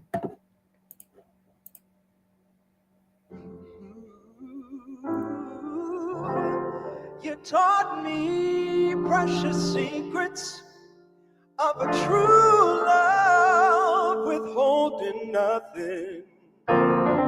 You came out in front when I was hiding,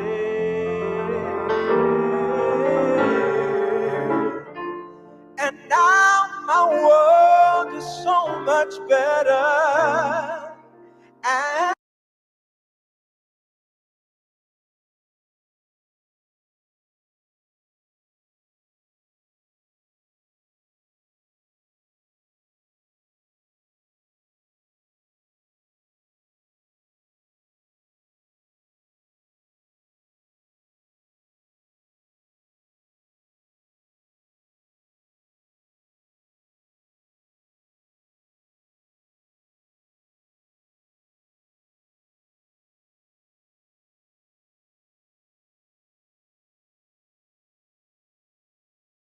And if my words don't come together, listen to the melody, 'cause my love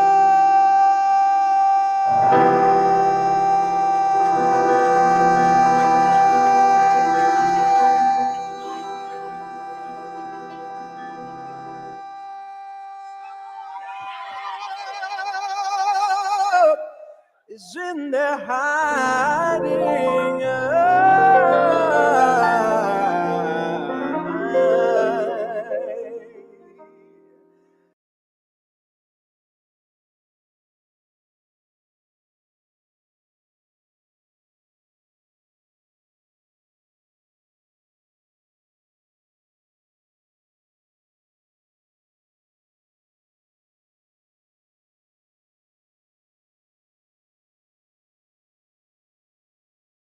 Came out in front when I was hiding,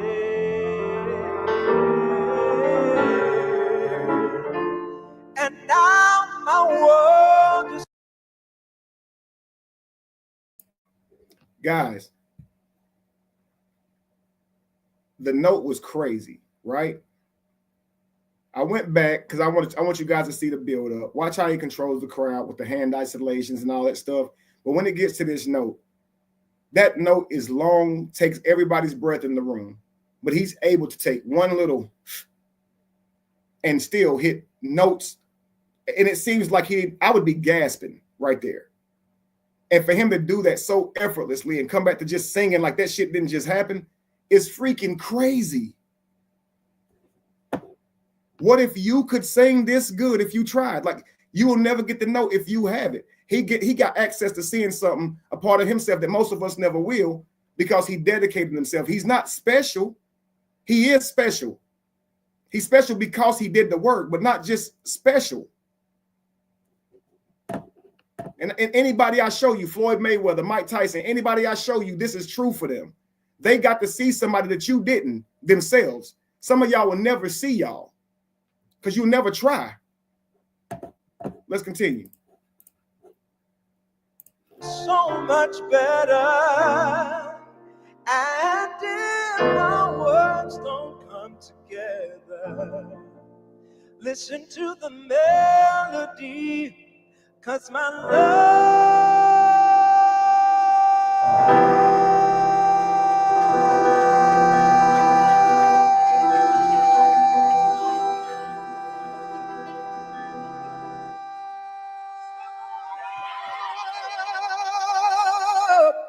is in there hiding.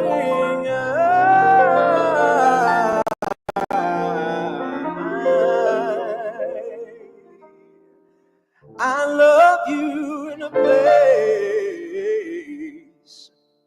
where there's no space or time. I love you for my life. You are a friend of mine. And when my life is over, remember when we were together. We're alone now, and I'm singing this song to you.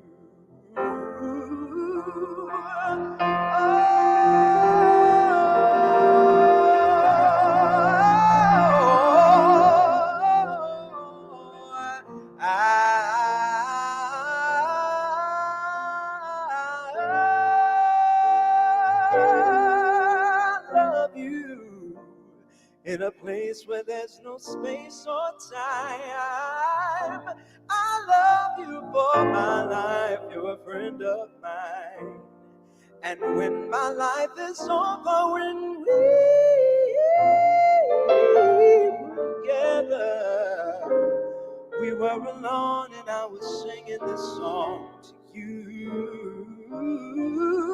We were alone and I was singing this song to you and you and you and you back there too. We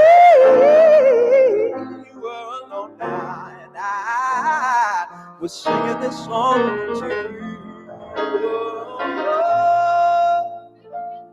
We were alone and I was singing this song to you.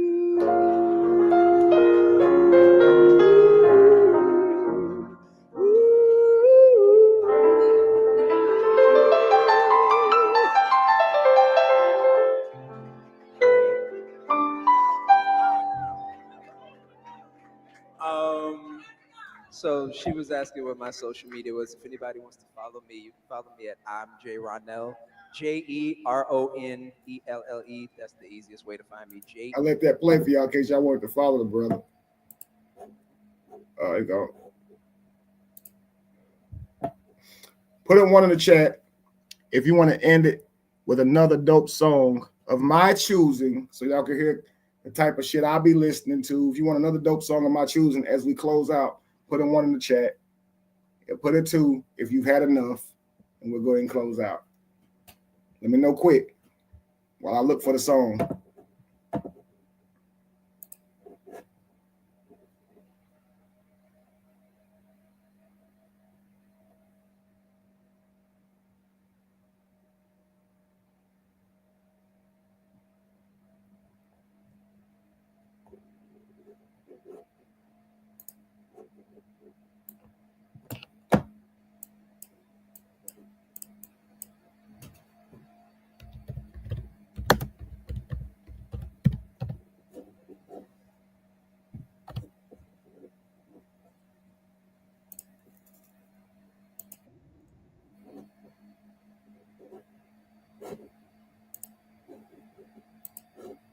Okay, everybody got a one. Okay. Let's go then.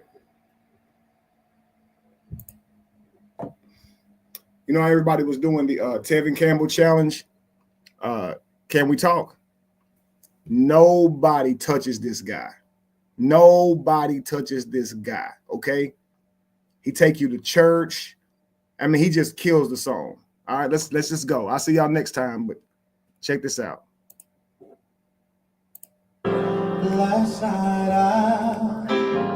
I saw you standing. I started pretending that I knew you knew me too. And just like the Romeo, you were too shy, but you were the only one, so was I. And I dreamed of you ever since, and how I built up my confidence. Time you come my way, I know just what to say. Can we talk for a minute, girl? I want to know your name. Can we talk for a minute, girl? I want to know your name. I started to write you letters, but I wanted to be more clever. I wanted to get down and sweet talk you.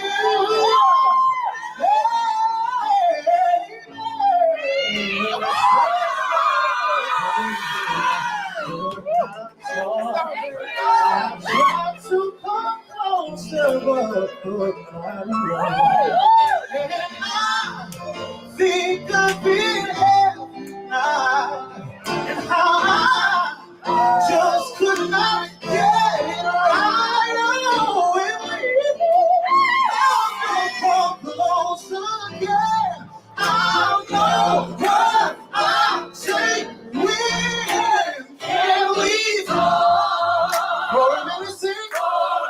Sing, girl, I want to know your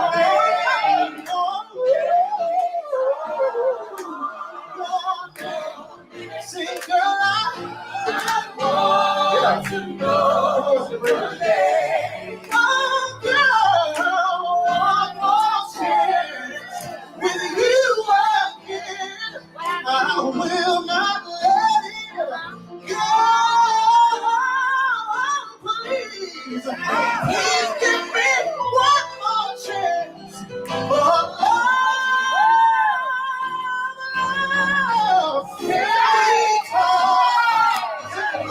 For this girl, I want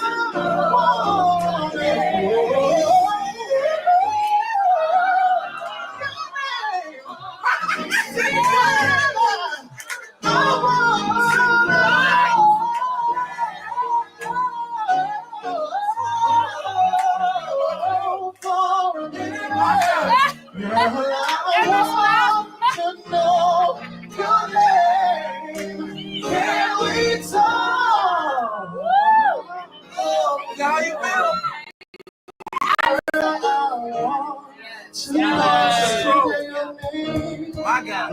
God.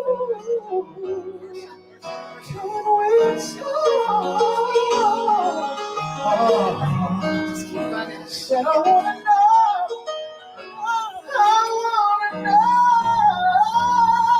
your name. I wanna know your name. Your name. You wanna say, I wanna know your name. Your name. Your name. I wanna know your name. Your name. Your name. I wanna know your name. Your name.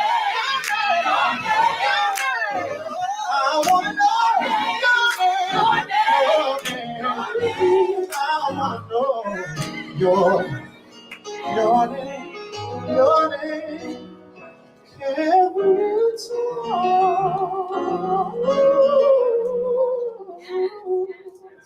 Can we talk? For a minute,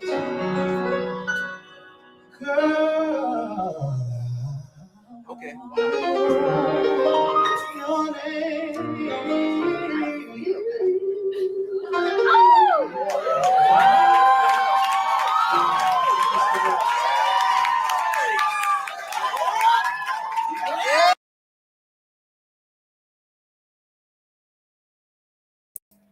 You can't tell me I don't have good taste in music now.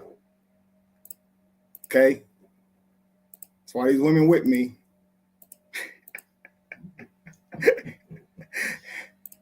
Listen to this one, y'all. This is another single with perfect pitch, and then we out.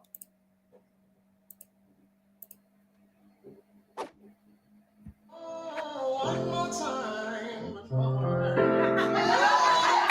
One more time. Right here. I'm so in love with you.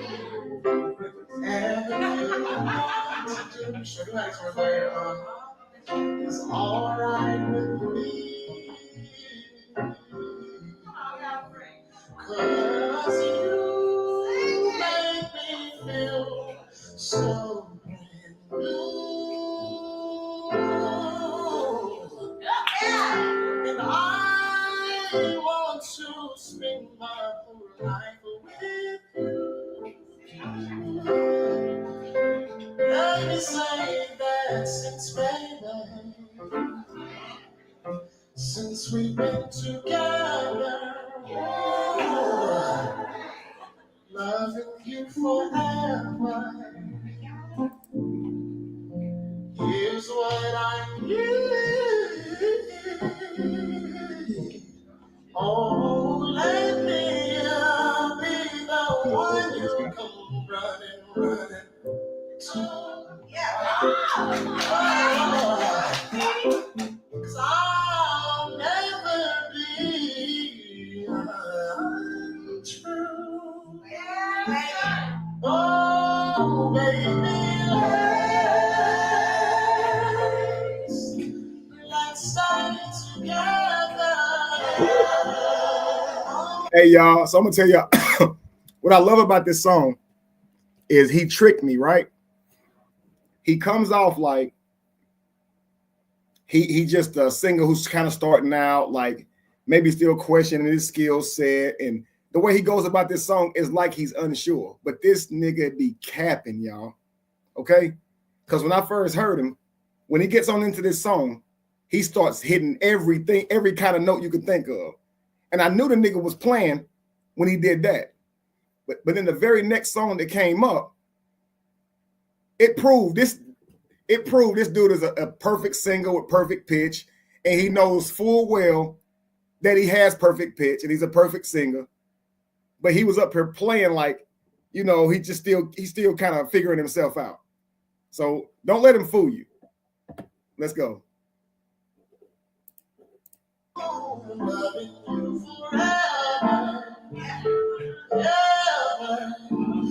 Times are good, bad, happy, or sad, to sing. Verse 2. Why do people break up? Ooh, turn around and make up. Ooh, I just can't see. You never do that to me. 'Cause being around you is all I see. Oh,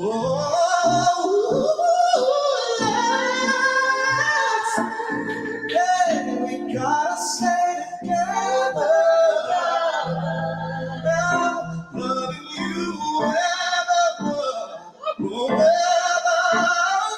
Times are good or bad, happy and sad. He about to get you now. Let's stay together.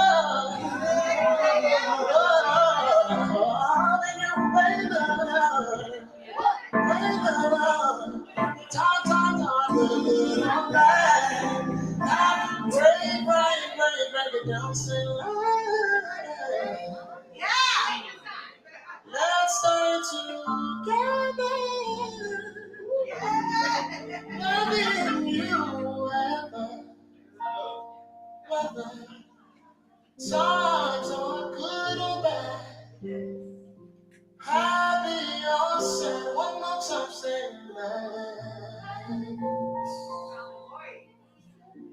let's stay together. Loving you whether times are good or bad, happy times are good or bad. Watch this. Happy times are good.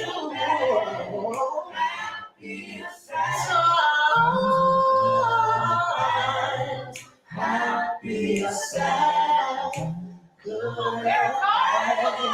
Happy or sad, good. Happy or sad, times are good or bad. Happy or sad, times are good.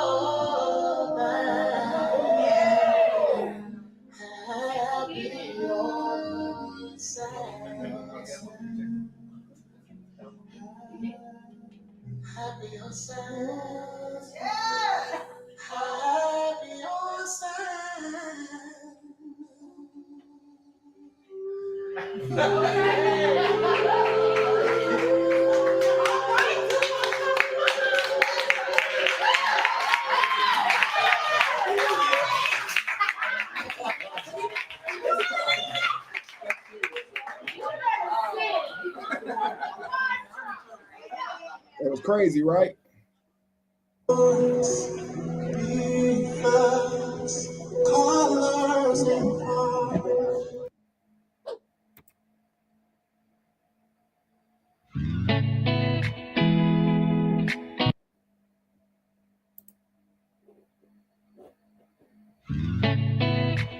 I'm gonna show y'all something. I'm gonna show y'all the song that showed me he was a professional, and it's actually perfect for it's perfect for ending this show, guys. It really, really is. One thing I want you guys to notice is that seeing people in their element, in their gift, it lifts your spirit. It makes you feel joy. It's healing, and every one of us had that ability. Now, it may not be in the ways that they do it, right? So even though I feel like I can do that when I hear these guys, my example of doing that wouldn't sound like those guys. You understand? So if I turn them off and tried exactly what they're doing, I'm not going to be able to communicate it the way they do because they're made for that. So know that when you get into your gift, this is the type of power you will have in your way. So the way this music and stuff, seeing these people in their element, has moved you, has raised your vibration. Know that this is what we're all meant for if we tap in, if we spin our web. These people are living their lives based on their gifts that's in them, not a job they took. They have a skill that they have earned by working on it, and they're using that to survive off of. This is what makes you rich. It ain't about how much money you make. They may be trying to survive. They may not be where they want to be right now, but they'll always be booked. They'll always be able to use their gift to manifest it like a web to yield their reality. So they are truly rich because their gift is unlimited. They ain't going to run out of singing. It's unlimited. Your skill will never run out. So if you tap into your greatness, you never have to retire and you'll live forever. But if you spend your life working for another person, you sold your birthright. You sold your soul. Listen to this song. It's called They Gonna Wanna Come. Think about when people hate on you. Think about when people don't celebrate you. This is a great song to encourage all of you who know that you are more than who you've been in the past, more than what you people see you as, and whatever the case may be. Just listen to this song, be encouraged. It's super dope. It's perfect for the message. All right, let's get to it. Yo, what's up, y'all? I'm Jaden Gray, now known as Blakely. I need y'all to get that in your head. And guess what? I'm in H-Town. I'm also at the session, so I hope y'all enjoy. Let's go. Now, I can whistle, too. He can whistle. I'm going to follow him up. Watch this.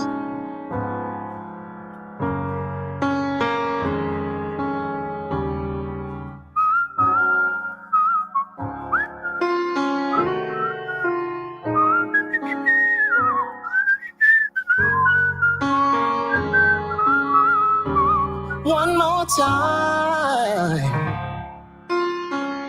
Y'all hear the boy? Hang on. I'm gonna show y'all. Look.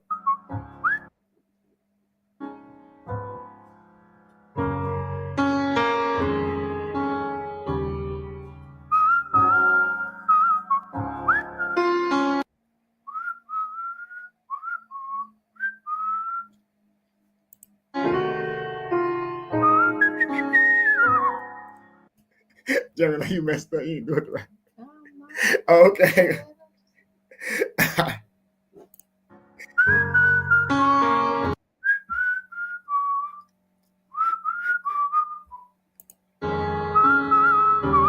One more time.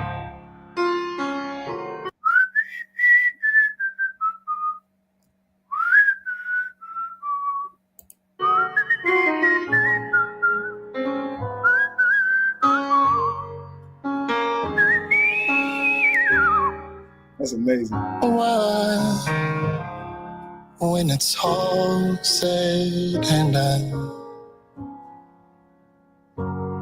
they gon' wanna come.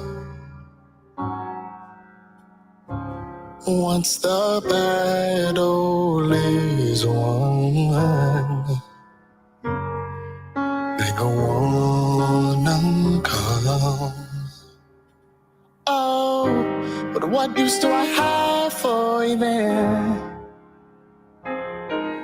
You were never there when it was all happening.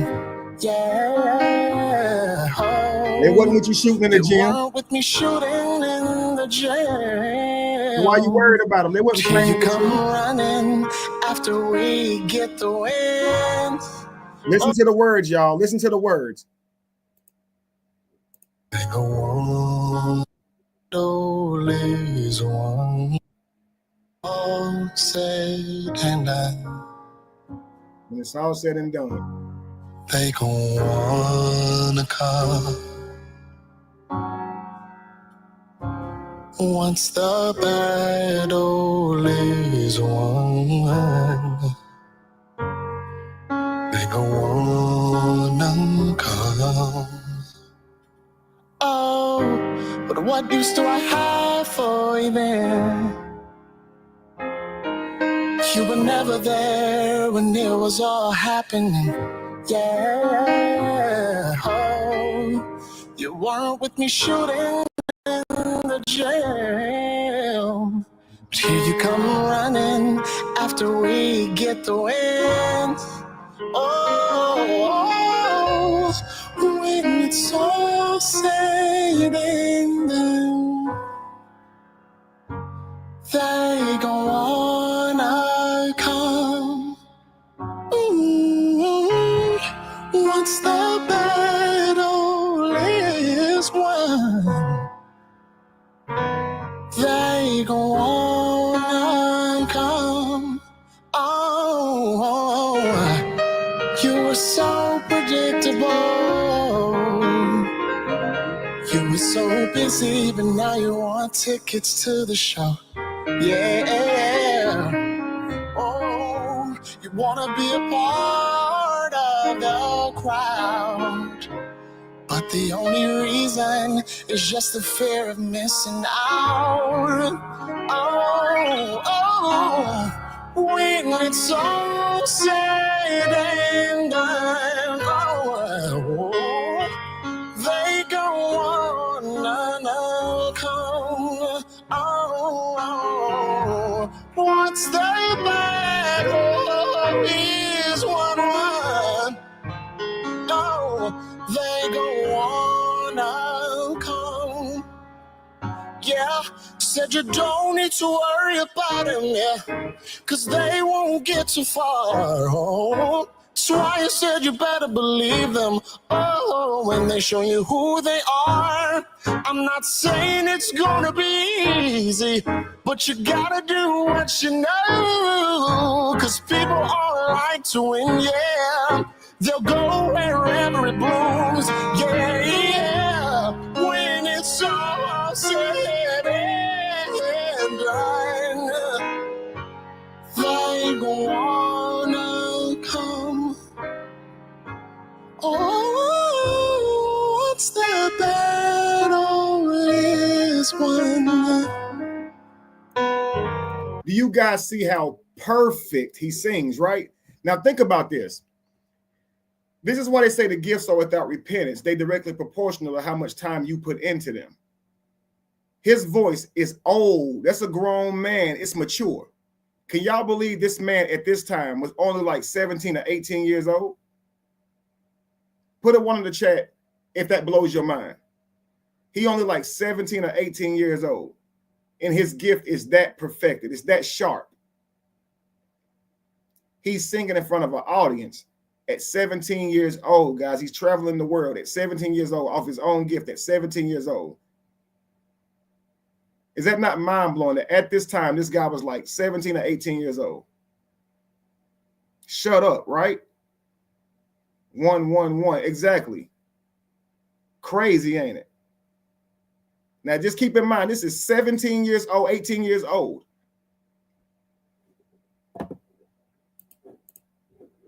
They go on, I'll come. Let me sing it one more time. When it's all said and done, they go on, I'll come. Once the battle is won, they go on, I'll come. Let me sing it one more time. When it's all said and done. Let me point this out. You can tell that he wants you to hear his voice. You can tell that he's showing it off. You can tell. You can this song, he didn't write the song. You can tell he's showing you, look what I can do. And some people hate this. Are you just a show off? You just want to be seen.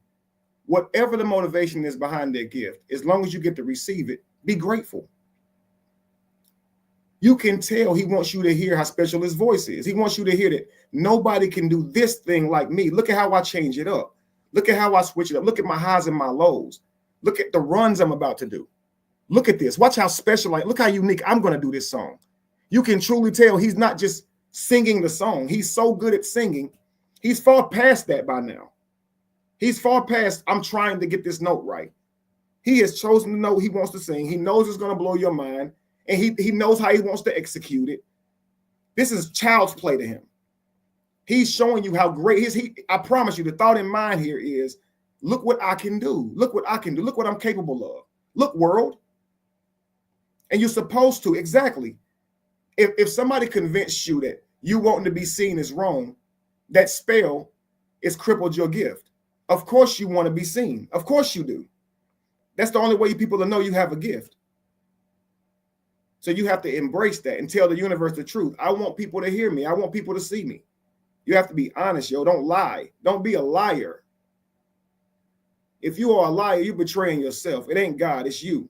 You're not opening your own reality because you're lying. Let's continue.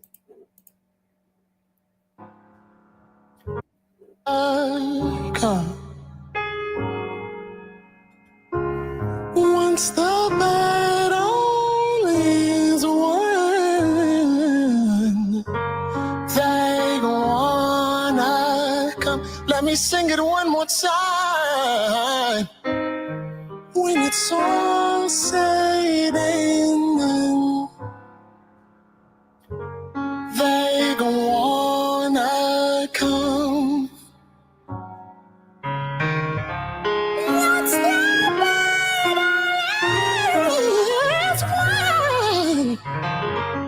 they go on and I come. Oh, they go on and come. Ooh, they go on and come. One more. They go on and come. Oh. When it's all said and done, they go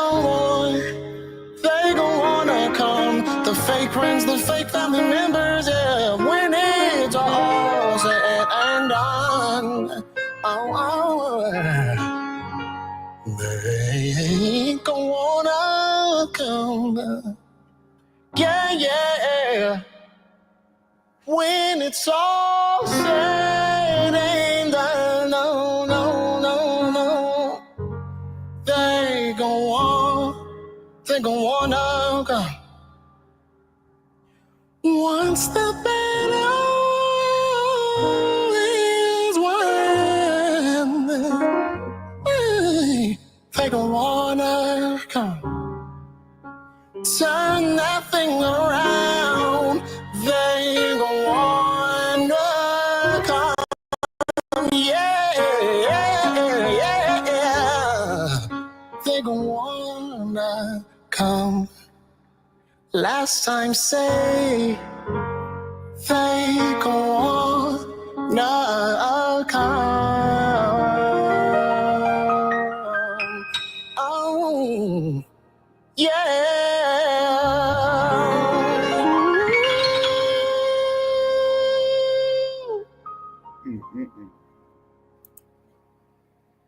Y'all cannot tell me seeing somebody else show their gift off that we all don't receive benefits from it. We all get to receive benefits from someone showing their gift, y'all. The song says they gonna all want to come. Jaden Blakely is his name. They gonna want to come is what it's called. When the battle's all, when it's all said and done, they're gonna want to come. Thank you so much, Talks with Pimo. So when you begin to truly have faith, which is action towards your gift, towards the thing that you're chasing, not wanting it, but chasing after it literally, people are going to speculate. They're going to tell you you're not good enough. You may not even be at first. Yeah, he's only 23 years old now at this moment. He looks older than 23 right there. His voice and his skill set make you think 30. Like it give you like 30, 37. Now, obviously not 37, but I'm just saying this shit don't sound like no 23-year-old even today. You see what I'm saying? So perfect your gift, man. Time is not an issue. Who knows how fast it'll develop? And don't worry about what people say. Because like the song says, when it's all said and done, they're going to want to come. But you got to be willing to fight the battle. Every day, you got to be willing to believe in yourself before anybody else will. Don't you ever get mad because somebody don't believe in you. Why do you expect them to? They don't even know themselves. Why would you want them to put belief in you? That's why people get upset with you now. They put their expectations in you, they faith in you. They hope in you. Don't believe in me, believe in you. I don't need you to believe I'm capable of accomplishing my dreams. I don't need your belief. I need to spin my web. Belief is not required. That's like me asking you, do you think if I go outside and plant a seed in my garden that it'll grow? I know what nature is. I know if I run, I'll get there faster. I don't need you to tell me that. That is crazy to be letting somebody else control you with their validation of you. So I don't need your opinion. And keep that in mind because you'll forget that from time to time. So you got to keep that in memory, that your destiny is not based on someone else's opinion. It's based on your skill. Imagine every one of us said those guys we just heard couldn't sing. What would it matter? Imagine we all said, oh, they sound terrible. What would it matter, y'all? We can't stop them. It's too late. He sucks. He used to could sing better than what he's saying now. What can we do to stop them? Because they say power of life and death is over the tongue, but is it really? If you don't allow it to stop you?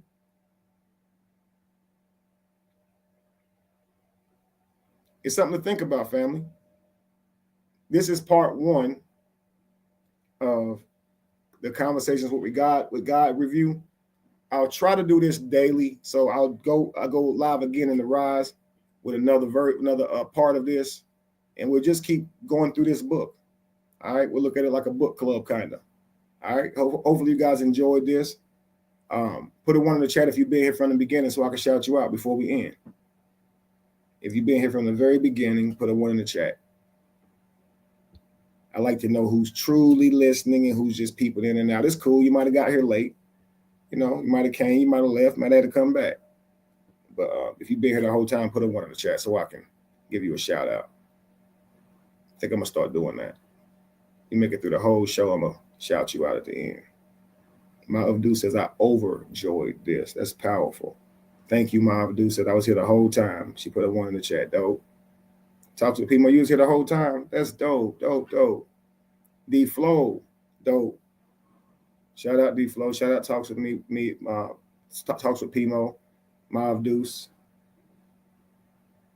I was here but couldn't speak. That's okay. That's okay. I appreciate it. Please make sure y'all hit the like button too. It's going to take more of the positivity to get out of the negative algorithm. So if there's not a crowd, it's okay. I'm just going to start back spinning my web. And hopefully those of you who have dreams and know that your destiny is attached to you spinning your web, join me daily for these thought talks. I've always called them thought talks. Came in and out. Okay, I got you. Talks with people said you came in and out. Okay. Well, hopefully you go back and check it out. See what you may have missed. But next time, guys, I'll see you next time. Probably tomorrow. Probably it could be as early as 6 or something like that, guys. I'll be tapped in. I get up early. So it could be early. Could be a little bit later. I don't know why, but if I decide on the time, my body don't want to wake up. It's so crazy. So I just got to let the universe do what it do, baby. All right. When I get up, y'all be rising with me because this will be the first thing that we do. We're getting to some positivity, some critical thinking, all with the intention of elevation and manifesting our best self. All right. Peace to everybody. Thank y'all for joining me.